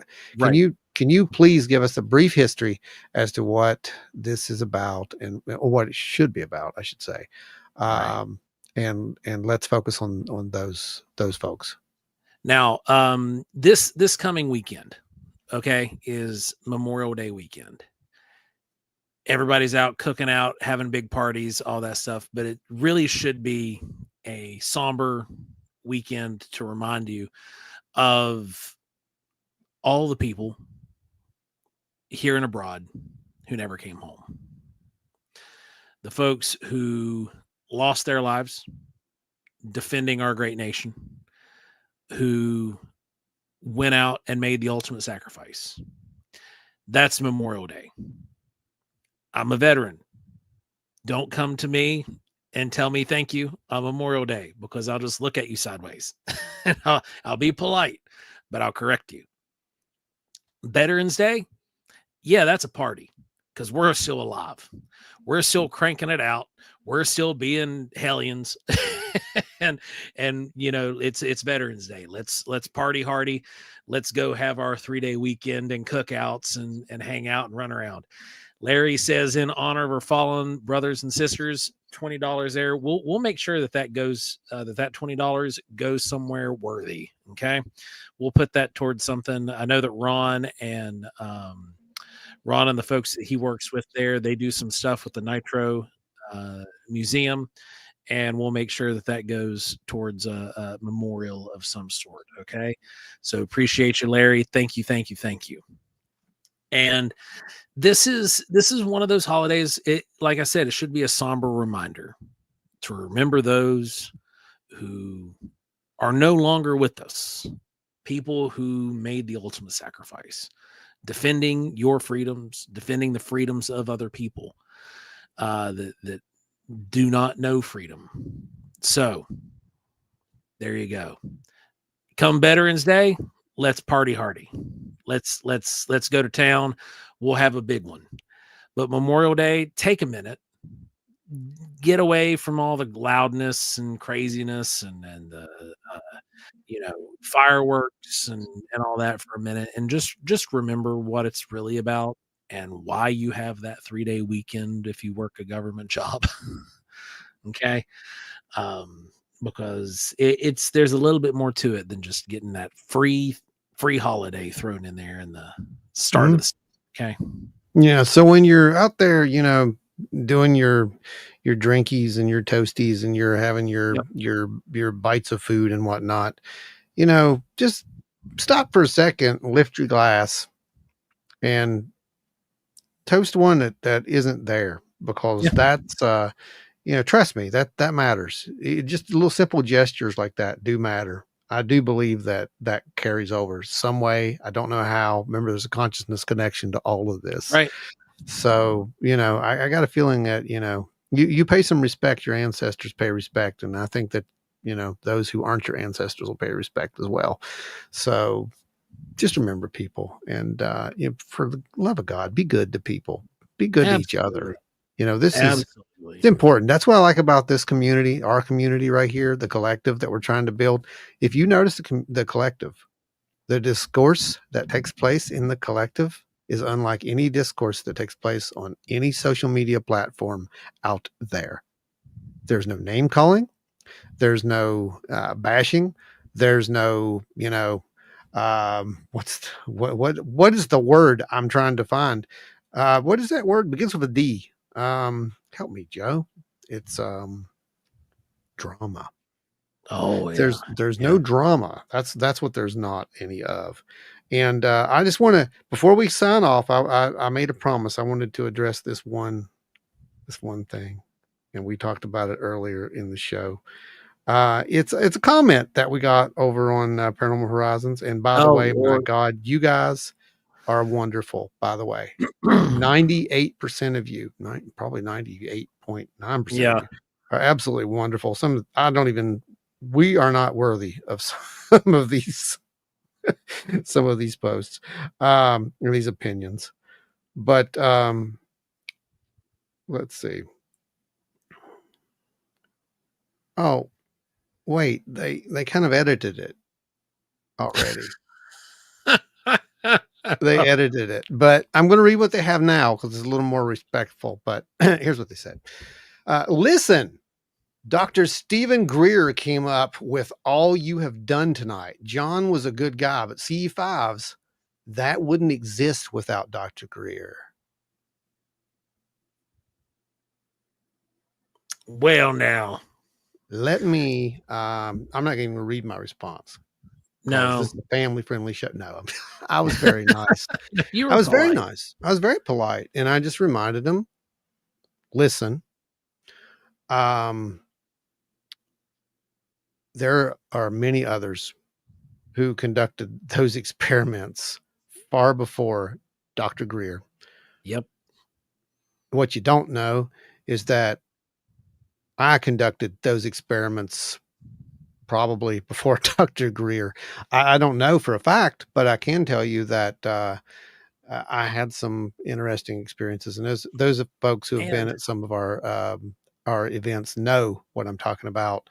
The rest of you'll figure it out in the future shortly. To boot, we weren't even conducting a CE file. No, there was meditation involved, but meditation alone is not the CE5 protocol set forth by Greer. We don't use it. No, we actually it's a big pile of steaming bantha poodoo. It's not, because it's taken from all these other places.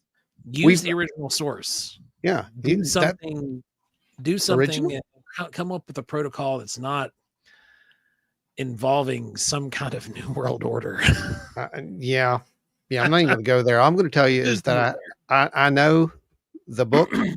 I know the CE5 book. I have the CE5 book. I read the CE5 book long after I ever knew what that was. After I figured out what he was doing. The only tones that you get from that app are the brown note, Ashley. But there's an app, right? No, but you have to know the bad stuff before you can figure out where you're at. And a lot of that book is basically, like I said, there's some good stuff in it, but that stuff is from other places who have built their own protocols, and it wasn't original. That's what I'm trying to say. It's been happening. Everyone, it's like science. All science is built off of the backs of other scientists. The only difference in what we did and what the rest of these guys are doing is we gave credit. We gave credit to the person who deserved it. I'm just saying. Yeah. That's what we did. We gave credit. So no, we're not doing anything that Stephen Greer did. Trust me. And yeah, let's just leave it right there. I think that's good. I think that's a good place to put Do it. you think? I think so That too. we have our own contact protocols that we follow. Yeah. And there are times when meditation is used and there are times when it is not. It also depends on how you do meditation. Right. What you It call does. meditation. It does indeed. But you can hear more about that soon, hopefully, and we'll be able to tell you why and how and when and where. So Indeed. stay tuned, and we'll get you there. Joe, thank everybody. Make sure everybody knows, Absolutely. thank Guys, y'all are awesome. We appreciate every one of you all for Roll hanging that out with us. scroller. Remember, go over there and do the thing. Like, share, subscribe, hit the buttons. They're little small actions from you guys that have a tremendous impact on the broader reach that we could potentially have. And everybody who donates to this show has helped in some way to keep the lights on and also fund the projects that we conduct and the experiments we conduct, as well as the meetings that we host for you guys, because these quarterly meetings are kept free by these guys. The quarterly meetings are kept free to everyone who attends by these folks right here, week in, week out, who support this show, who support what we're doing here. And we can't say thank you enough, because it blows our mind. It literally blows our mind that every week somebody shows up and funds the following week and what we got coming up. And it's literally been, at times, particularly last year, a major asset to keep us going and allowing us to continue what we're doing. And then this year, with what we have planned, it's just making the stepping stones. And Ashley brings up a good point here. Can't support monetarily, share the show, like the videos, engage in the comments, engage with the Facebook group. It helps more than you know. She's absolutely right. Same thing goes for Ashley's show. Head over to On Wednesdays We Talk Weird. Subscribe there, like, share it around. It's great stuff. Go pick up the book that she wrote about Indrid Cold. Definitely go check that out. And it's folks like you that keep us going, because there is a hell of a lot of stuff out there that irritates the absolute snot out of us, to the point where sometimes we just want to walk off the scene. And I'm not kidding. Like, I'm so over the whole Bigfoot stuff. And I'm so over the drama in the Bigfoot community. I'm so over all that crap at this point. And there are so many times I'm just like, oh my, I swear. He's so over it that he has resorted to going out and chasing the orbs. Yeah, literally. Right. And getting radiated. That's what that's what they did so to much you. Ridiculousness and foolishness. Enzo, yes, there's a lot of foolishness out there. And it's driving us nuts. But it's people like you that keep us doing what we're doing and let us know that what we're doing actually matters to somebody. And that's huge. It really means more to us than you could ever really grab a hold of. And I wish that there was more ways that we could do something, but it's just, I can't say it enough. And it's not me being disingenuous. It is 100% the genuine article. I would not keep saying it if I didn't mean it. No, it's 100% true. It's 100% true. And you guys, leave a comment, please leave a comment on this video, the last video, any of them. Just, sometimes on your lunch break, just take time and go in there and do that. That is that right there. That's beyond, any kind of monetary anything, because you just help the algorithms, push us out to more people. I don't know how many, ads we saw tonight, but I hope we saw a few, because that means, the show went out further. But that's our goal. Our goal is to get out there further and get this in front of some people who can actually do something about it. Maybe. Absolutely.